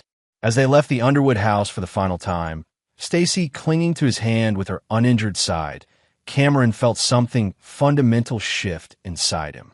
The man who'd tried to see the good in everyone, who'd made excuses for his wife's family's behavior, who believed in redemption and second chances, that man was gone.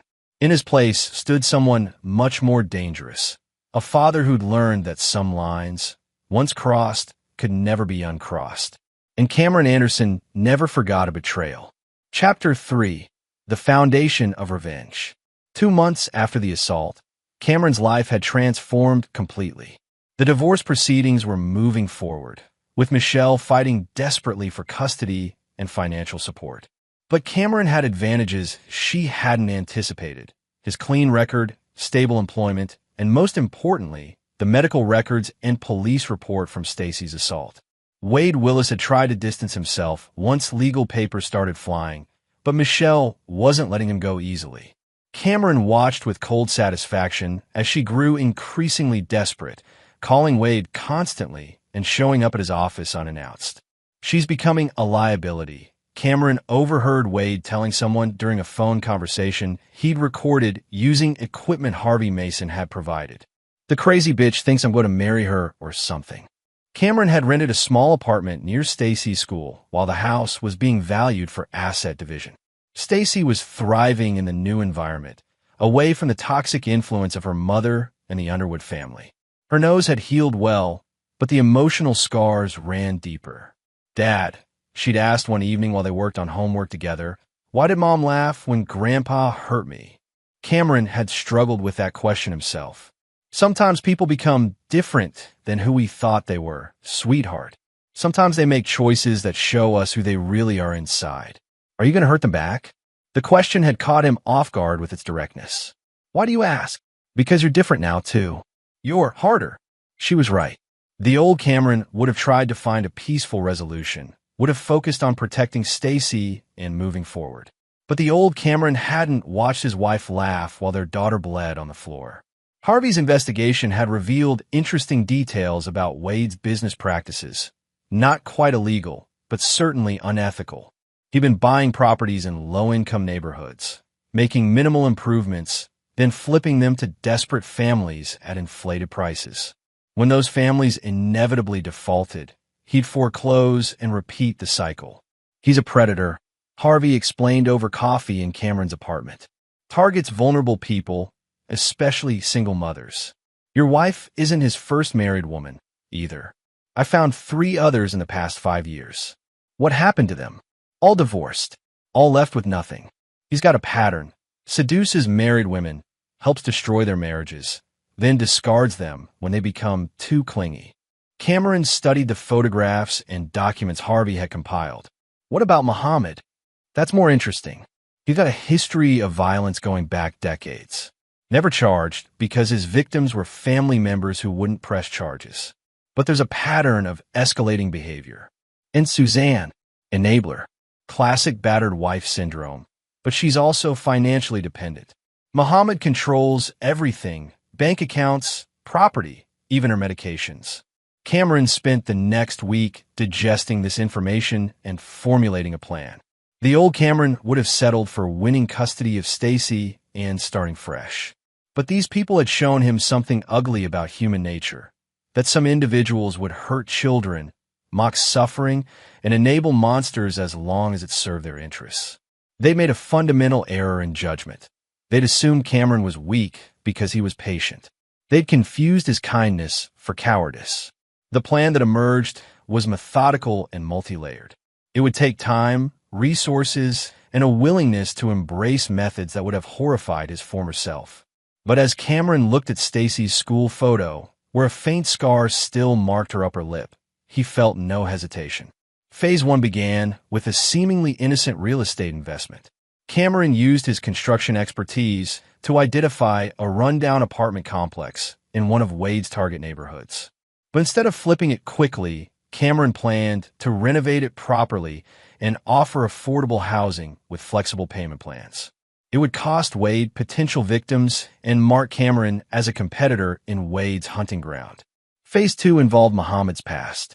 Harvey had identified 2 of Muhammad's previous victims, a nephew who'd been hospitalized with a fall downstairs at age 16, and a neighbor's child who'd suffered a broken arm during one of Muhammad's discipline sessions years ago. Both were now adults who'd never received justice. Cameron had Harvey reach out to them with an interesting proposition. Phase 3 was the most complex. It involved Michelle's growing desperation, Wade's pattern of abandonment, and a carefully orchestrated scenario that would force both of them to reveal their true nature in a way that would have lasting consequences. "Are you sure about this, Cam?" Harvey asked after reviewing the complete plan. "This goes way beyond just protecting Stacy. This is about destroying them." Cameron looked out the window of his apartment, where Stacy was playing in the courtyard with new friends from her school, children whose parents didn't believe in hitting kids with bricks. They had a choice, Harv. When Mohammed picked up that brick, when Michelle laughed, when Suzanne asked for beer, they all had a choice. They chose to be the kind of people who hurt children and mock suffering. And you're choosing to be what? Cameron turned back to his friend, and Harvey saw something in his eyes that made him understand why Cameron had been so successful in construction. When Cameron Anderson decided to build something, he built it to last.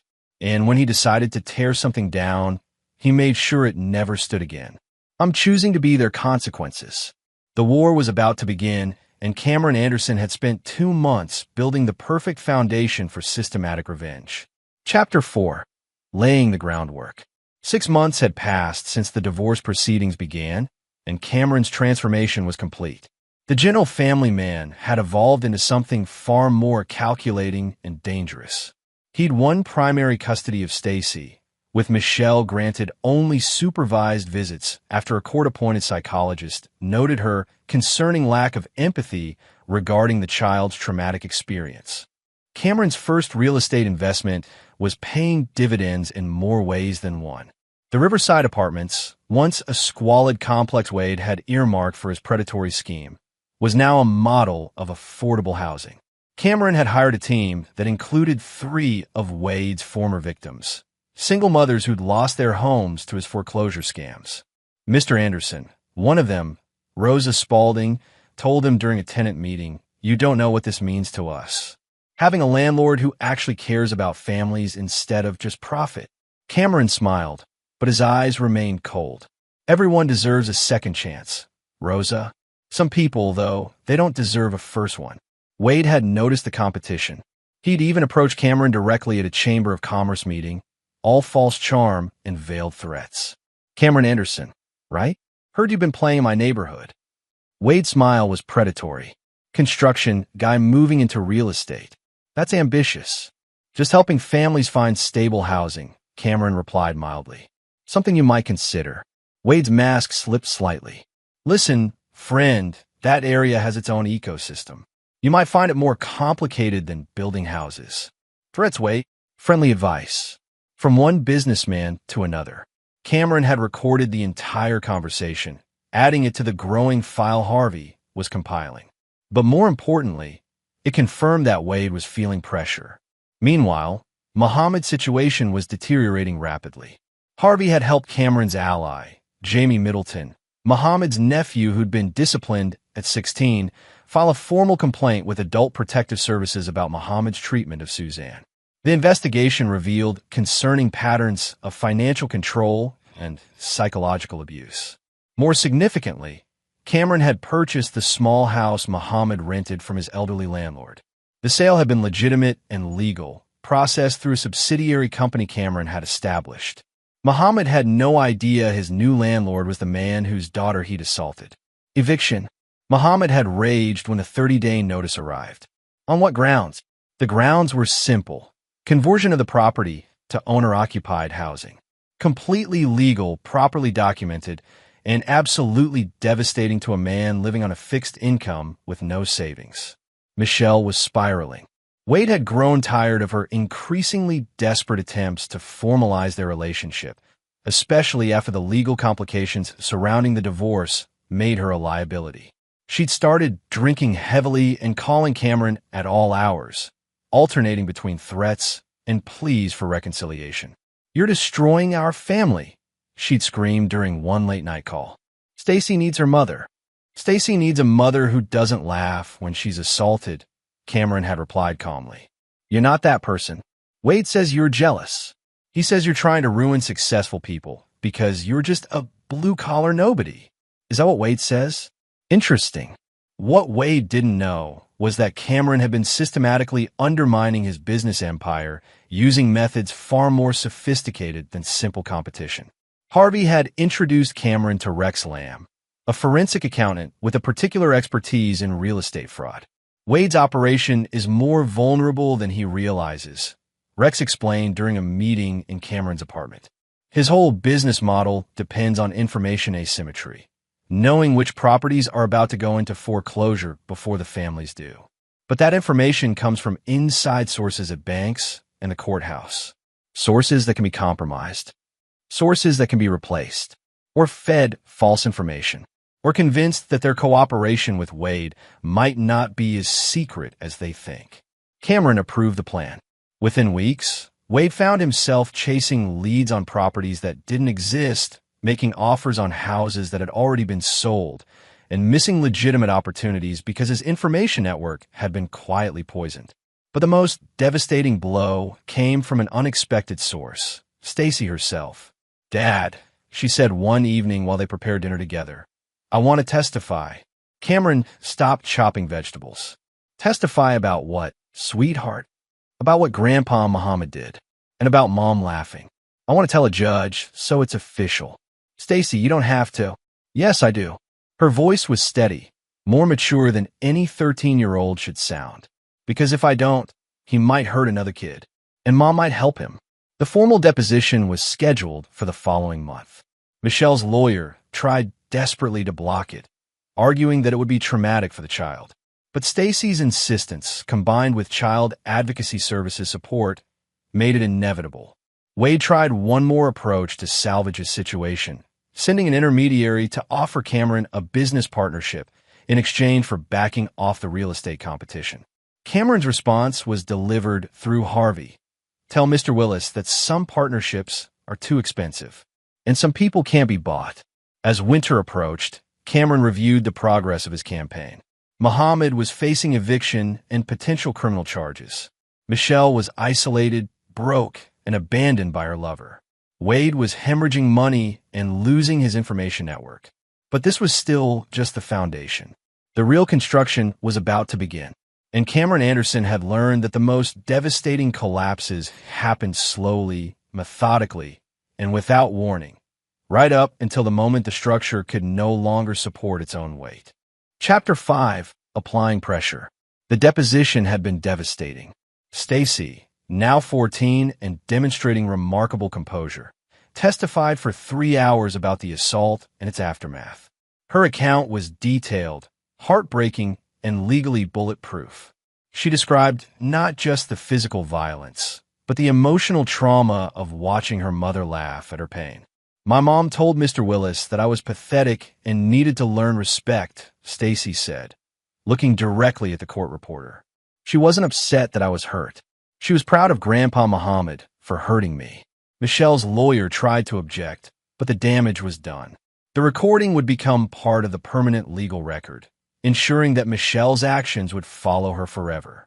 Outside the courthouse, Michelle confronted Cameron directly for the first time in months. "You're turning her against me," she screamed, causing passers-by to stare. Poisoning her mind.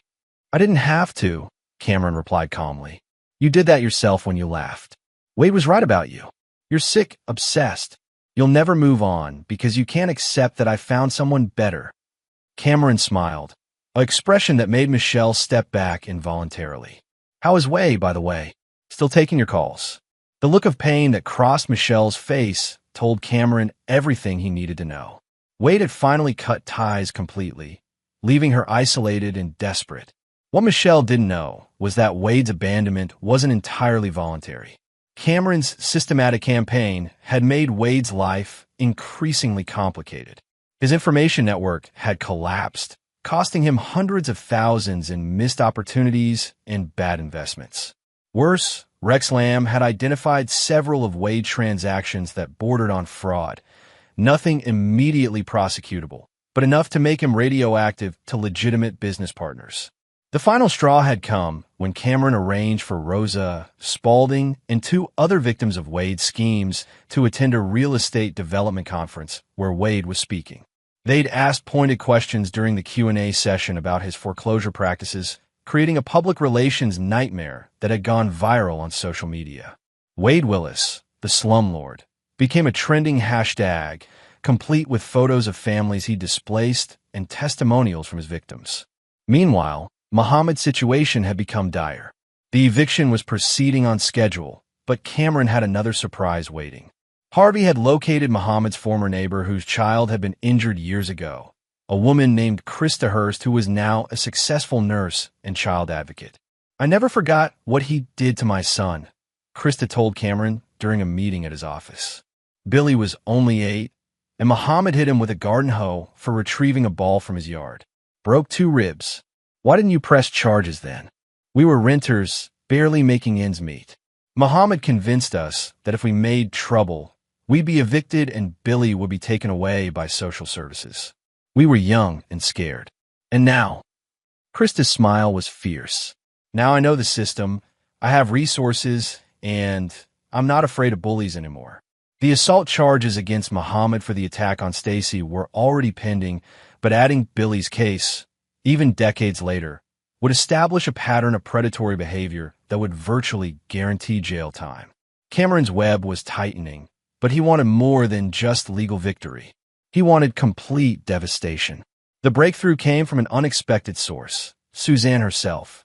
Harvey had maintained careful surveillance of the Underwood household during Muhammad's slow-motion collapse.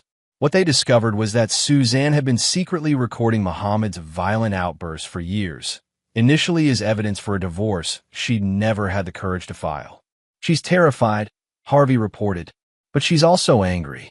Decades of abuse, and now she's facing homelessness because of his behavior. Cameron made a personal visit to Suzanne, arriving at the house just after Muhammad had left for his daily routine at the neighborhood bar. "Mrs. Underwood," he said when she answered the door, "I think it's time we talked." Susan looked older than her 62 years, worn down by decades of fear and enabling. But there was something different in her eyes now, a flicker of defiance. "Cameron, I know you must hate me. I don't hate you, Suzanne. I pity you.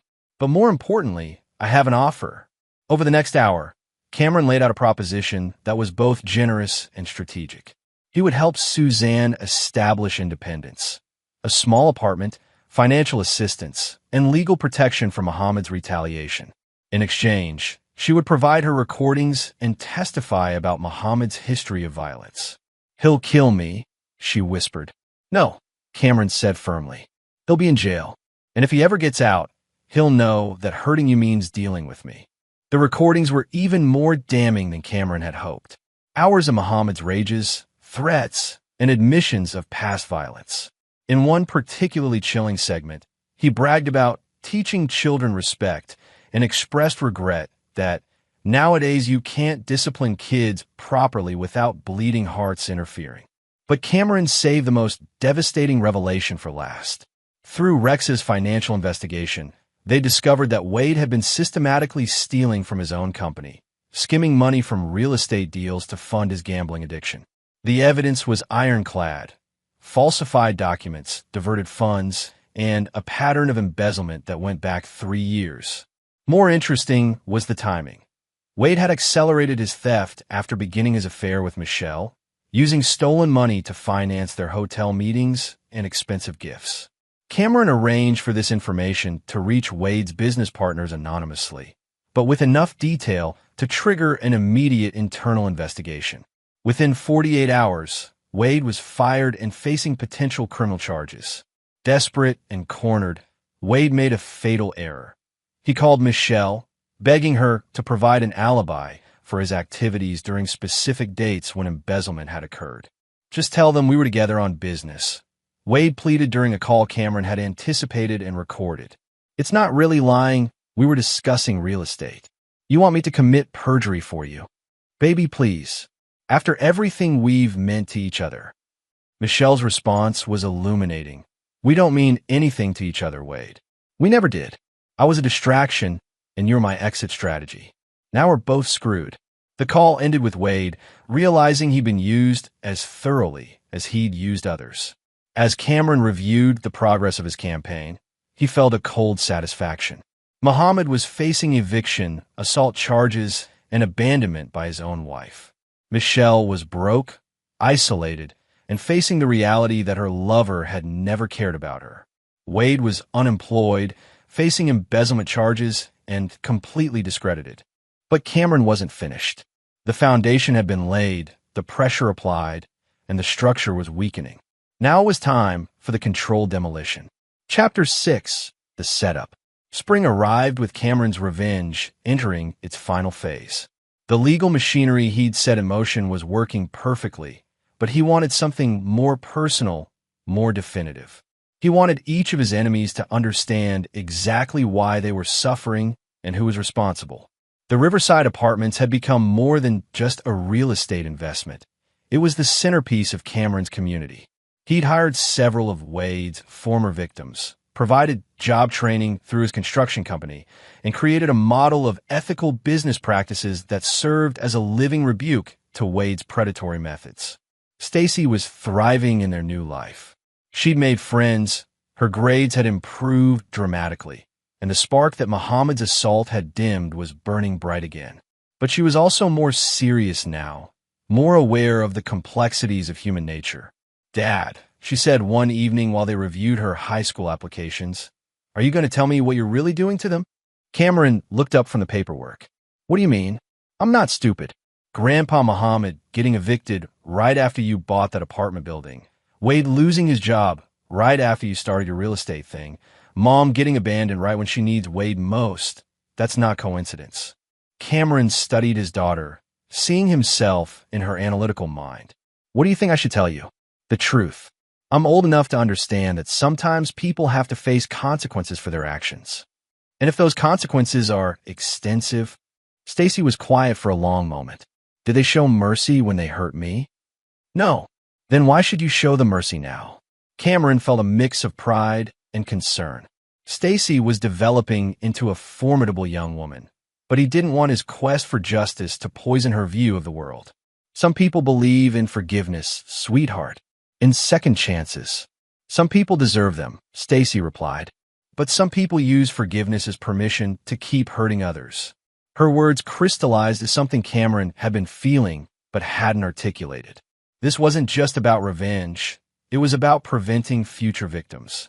The final phase required precision, timing, and careful coordination. Cameron had spent months positioning all the pieces, and now he was ready to trigger the cascade that would bring down everyone who'd wronged his family. Muhammad's criminal trial was scheduled for next month, but Cameron had arranged for something more immediate. Using his construction connections, he learned that Muhammad frequented Murphy's tavern every afternoon, where he held court among other aging men who appreciated his old-school approach to discipline. What Muhammad didn't know was that several of these men had children and grandchildren who'd become concerned about his increasingly violent rhetoric. Cameron had Harvey discreetly share Muhammad's history with a few key fathers in the group, men who took a dim view of child abusers.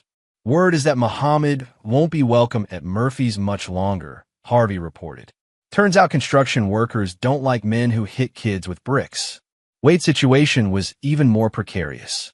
The embezzlement investigation had uncovered evidence that would likely result in federal charges.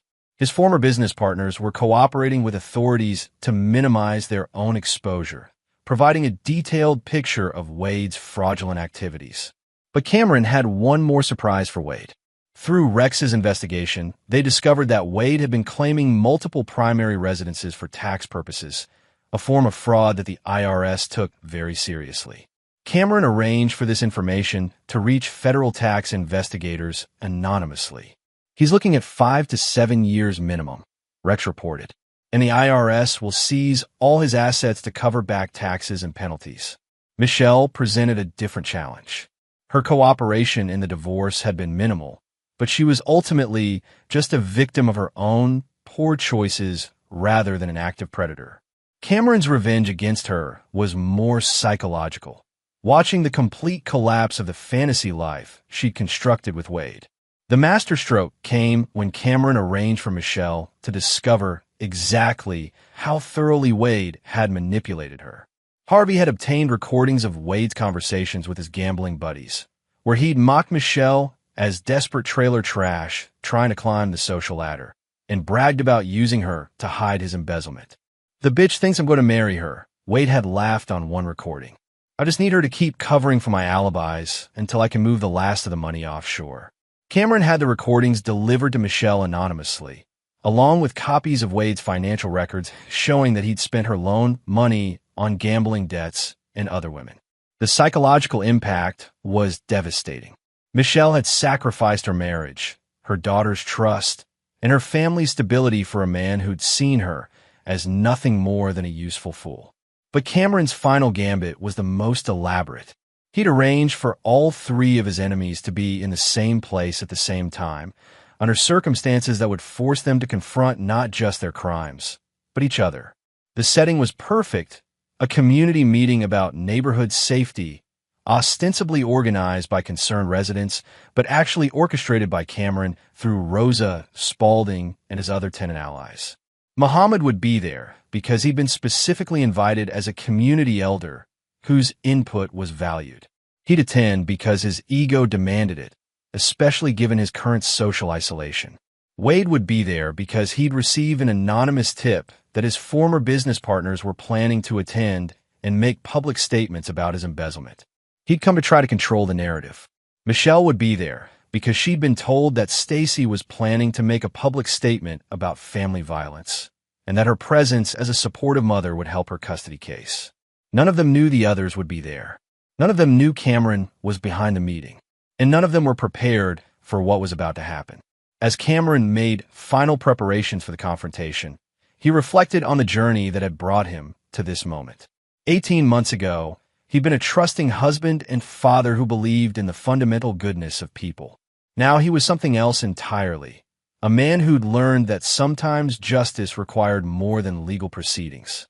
Tomorrow night, at Roosevelt Elementary School's community room, Cameron Anderson would finally reveal himself as the architect of their destruction, and he would give each of them exactly what they'd given his daughter: no mercy, no forgiveness, and no second chances.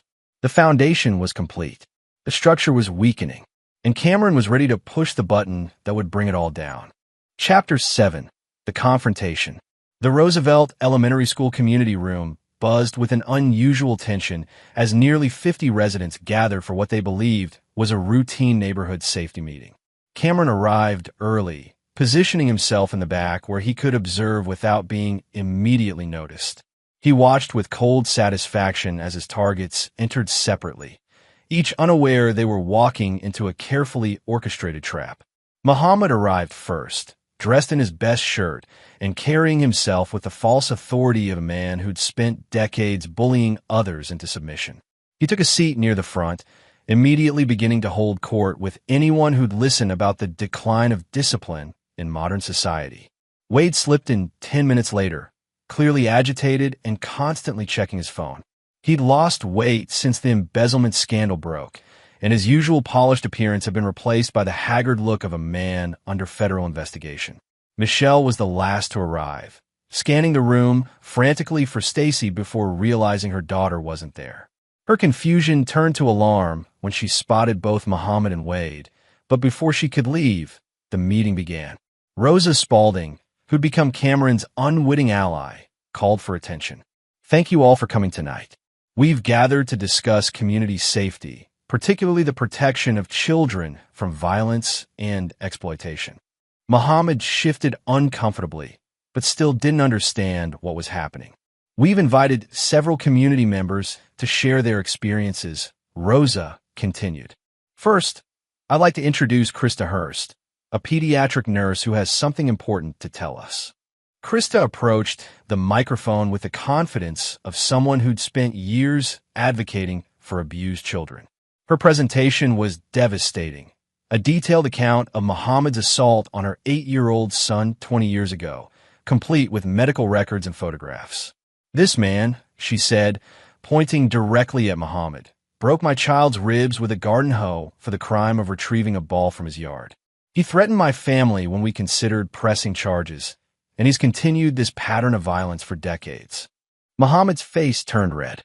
"This is slander. I never—" "Shut up," said a voice from the audience. Cameron recognized him as Joey Levine, a construction foreman whose crew had worked on several of Cameron's projects.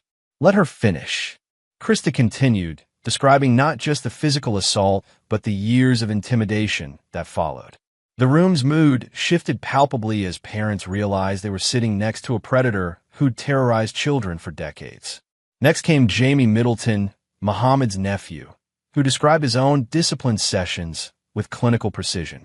The broken arm when he was 14, the concussion from being thrown downstairs at 16, the psychological damage that had taken years of therapy to address.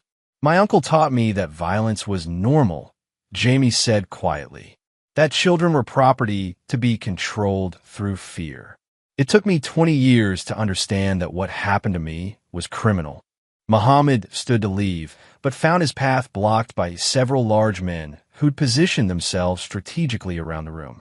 He wasn't technically being detained, but the message was clear. Now, Rosa said, let's discuss another form of predatory behavior that's affected our community. Rex Lamb is here to explain how certain real estate developers have systematically exploited vulnerable families. Rex's presentation was equally thorough, detailing Wade's foreclosure scheme with charts, graphs, and testimonials for victims. He explained how Wade had deliberately targeted single mothers, elderly residents, and immigrants who didn't understand their rights. Wade tried to interrupt. This is character assassination. I've never been convicted of. Because you targeted people who couldn't fight back, interrupted another voice. This time it was Abraham Andrews, a legal aid lawyer who'd been working with Wade's victims. Until now, Abraham detailed the pending criminal charges, the civil lawsuits, and the federal investigation into Wade's embezzlement.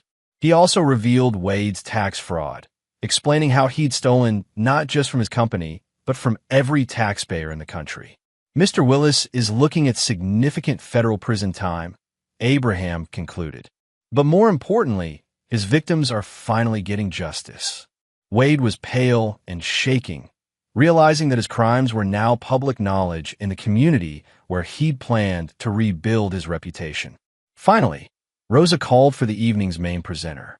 Cameron Anderson has something to share about how these forms of abuse intersect and affect real families. Cameron walked to the front of the room, savoring the moment when Muhammad, Wade, and Michelle finally understood who was behind their systematic destruction. 18 months ago, Cameron began, his voice carrying clearly through the silent room. Muhammad Underwood assaulted my 13-year-old daughter with a brick, breaking her nose and splitting her lip. He did this because she'd gotten a B+ in math instead of an A. The room erupted in angry murmurs, but Cameron continued. My wife Michelle laughed when it happened. She told my bleeding, terrified daughter that she was pathetic and needed to learn respect. Michelle stood up, trembling. Cameron, don't do this. Sit down, commanded a woman's voice. It was Suzanne Underwood, who'd entered quietly during Rex's presentation. For once in your miserable life, Michelle, listen to what you've done. The room fell silent as Suzanne approached the microphone. Cameron stepped aside, understanding that this moment belonged to her. I'm Suzanne Underwood, she said, her voice stronger than Cameron had ever heard it. Muhammad is my husband, and Michelle is my daughter. And I'm here to tell you what kind of monsters they really are. What followed was 40 years of suppressed truth. Suzanne played audio recordings of Muhammad's violent rages, his threats, his admissions of past assaults. She described decades of abuse, not just against herself, but against anyone weaker than him. I enabled this, she admitted, tears streaming down her face.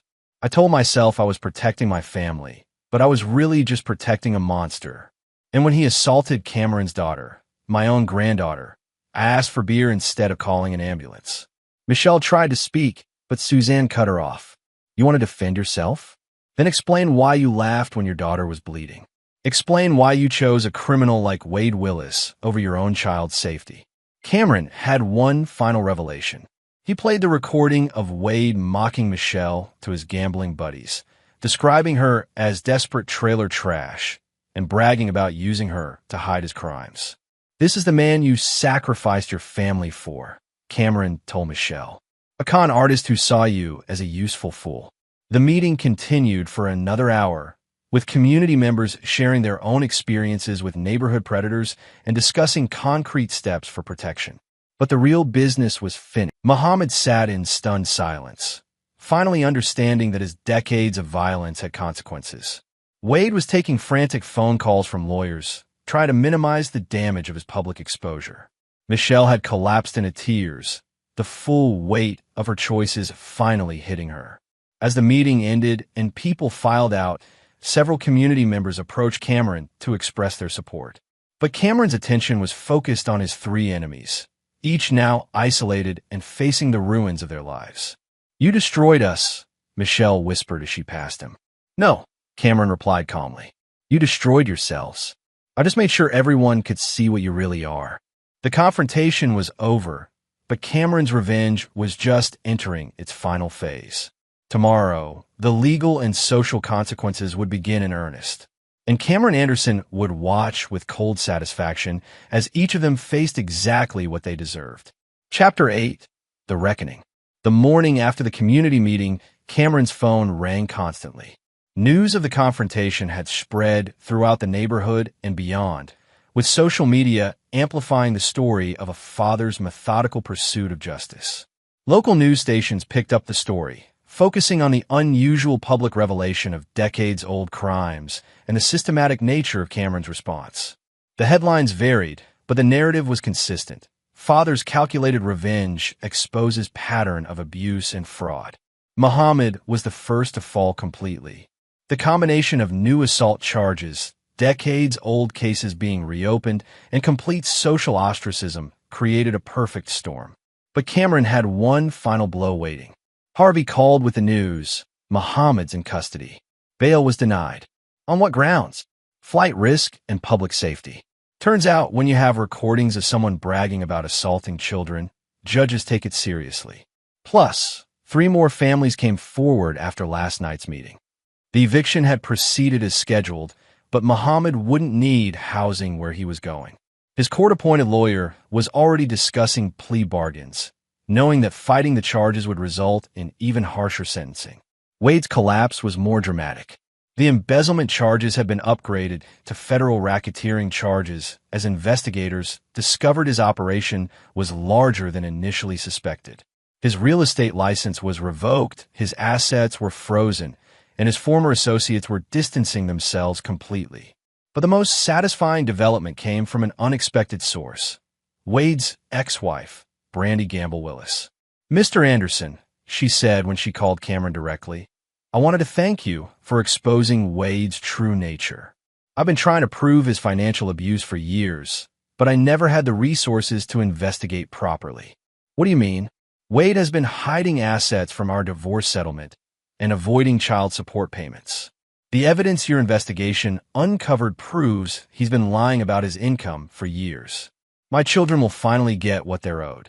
Wade was facing not just federal prison time, but additional civil liability that would consume any remaining assets. He would emerge from prison as broke as the families he'd victimized. Michelle's situation was more complex.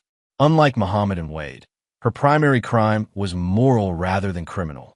But Cameron had ensured that the consequences would be lasting and appropriate. The custody hearing was a formality.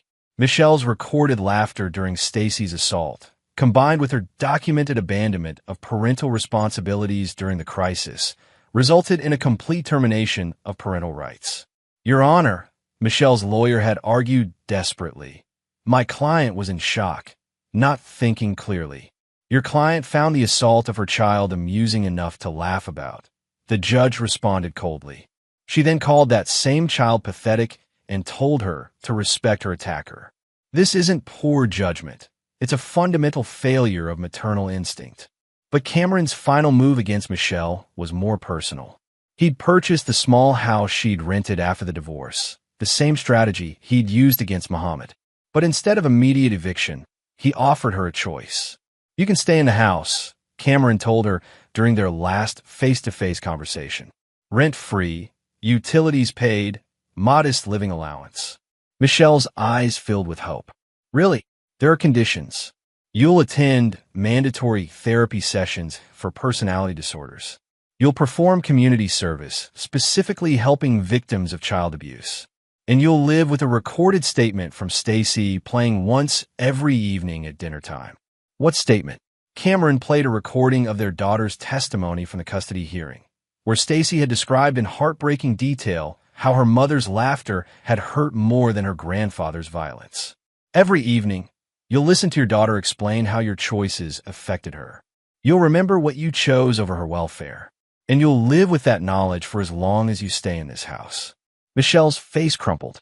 "That's torture. That's consequences." The alternative is homelessness and complete social isolation. Your choice. She chose the house, as Cameron had known she would. Michelle had never been strong enough to face the full consequences of her actions. The legal machinery continued grinding forward over the following months. Muhammad was sentenced to 8 years in state prison, with additional civil liability that would consume any future assets. His health problems, exacerbated by stress and age, made it unlikely he'd survive his full sentence. Wade received 12 years in federal prison for racketeering, tax evasion, and wire fraud.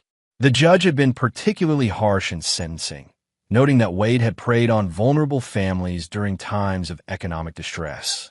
Suzanne had relocated to a small apartment near the Riverside complex, where she volunteered at a domestic violence shelter and attended support groups for abuse survivors. She'd also become a regular visitor to Stacy, attempting to rebuild a relationship with her granddaughter based on honesty and accountability. "I can't undo 40 years of cowardice," Suzanne told Cameron during one of their supervised visits. "But maybe I can show Stacy that people can change when they finally face the truth." Cameron approved of the relationship cautiously. Suzanne's transformation seemed genuine, and Stacy needed to understand that redemption was possible for those willing to do the difficult work of change. As winter approached, Cameron reflected on the year of systematic revenge. Muhammad, Wade, and Michelle had each faced consequences perfectly tailored to their crimes. But more importantly, their capacity to hurt others had been permanently eliminated. Muhammad would die in prison, remembered as a child abuser rather than a respected elder. Wade would emerge from federal prison as a broken man with no resources and no reputation. Michelle would live in comfortable isolation, reminded daily of her moral failures. The community was safer.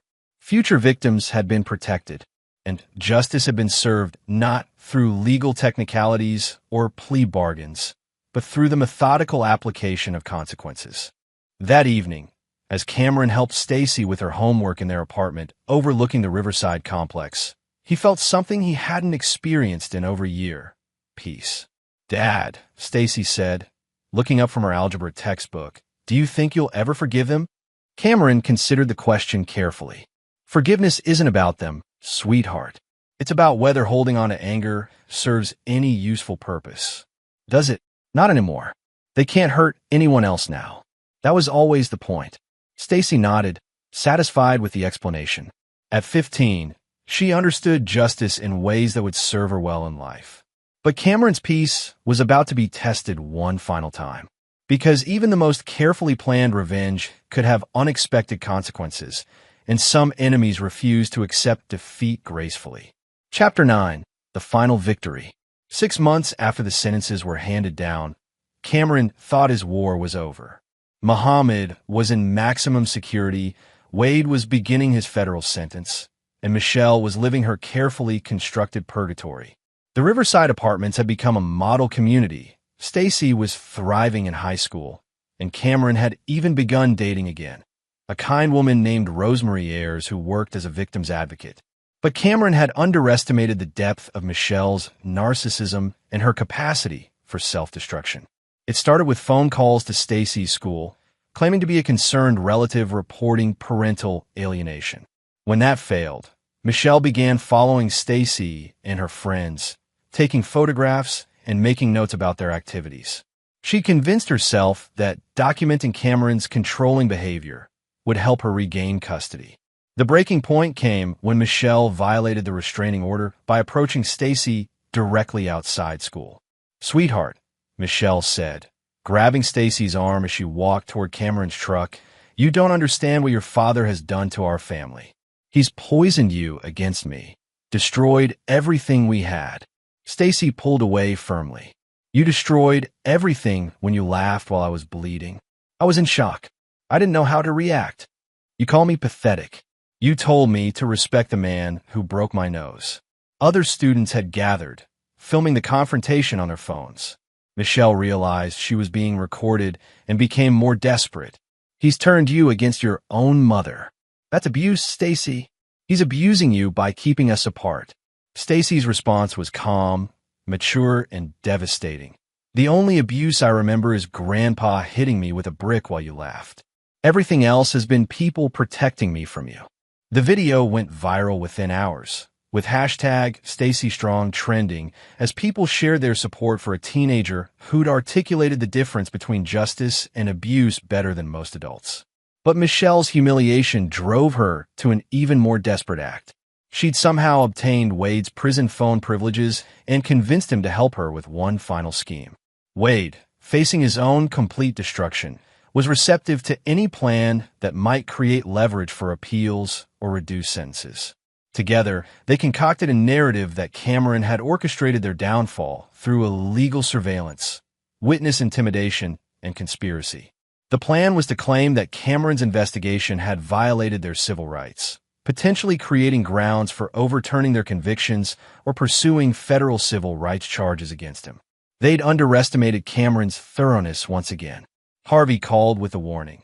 "Michelle's been meeting with a civil rights attorney, claiming you violated federal wiretapping laws and conspired to deny them due process." Any merit to the claims? None.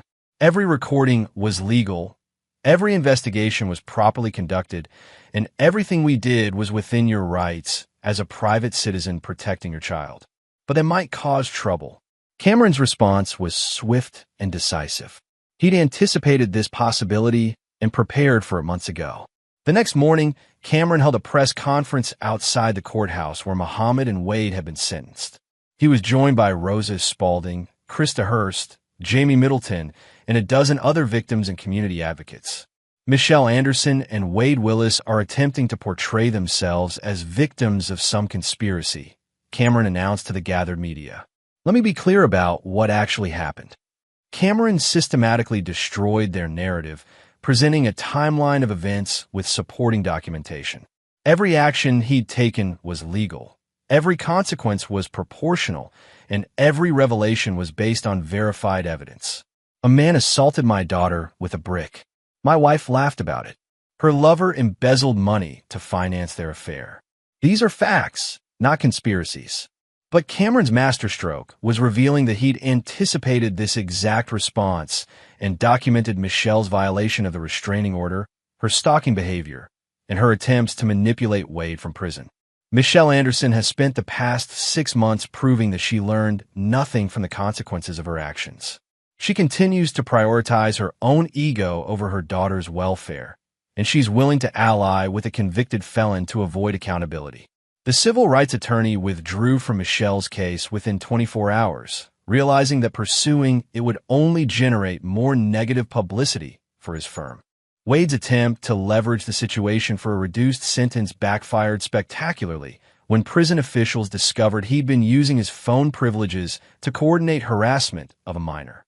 His prison conditions became significantly more restrictive. Michelle made one final desperate play, attempting to contact Stacy directly through social media with messages claiming Cameron had brainwashed her and promising to rescue her from his control. Stacy's response was to screenshot the messages and post them publicly with a caption. "This is what emotional abuse looks like. A woman who still thinks her daughter owes her love after she laughed at her pain." The post received thousands of supportive responses and effectively ended any public sympathy for Michelle's situation. That evening, as Cameron reviewed the week's events with Stacy, he realized that his daughter had learned the most important lesson of all: how to protect herself from people who would exploit her kindness. "Are you proud of what you did, Dad?" Stacy asked. Cameron considered the question carefully. "I'm proud that I protected you. I'm proud that I stopped them from hurting other people. I'm proud that you learned to stand up for yourself. But are you proud of destroying them? They destroyed themselves, sweetheart. I just made sure everyone could see the truth." A year later, Cameron stood in the community garden behind the Riverside Apartments, watching Stacy teach younger children how to plant vegetables. The space had been created through a partnership between his construction company and local schools, providing job training and community improvement simultaneously. Muhammad had died in prison 6 months earlier, his health broken by stress and age. Wade was serving his sentence in relative isolation, having exhausted his appeals and alienated his remaining family members. Michelle continued living in Cameron's house, listening to her daughter's testimony, each evening and volunteering at the abuse shelter as required. Some might call it cruel, but Cameron saw it as perfect justice. Each person living with the exact consequences of their choices, unable to hurt others, forced to confront their true nature daily. Rosemary joined him in the garden, taking his hand as they watched Stacy demonstrate patience and kindness with children who reminded Cameron of himself years ago. Good people who believe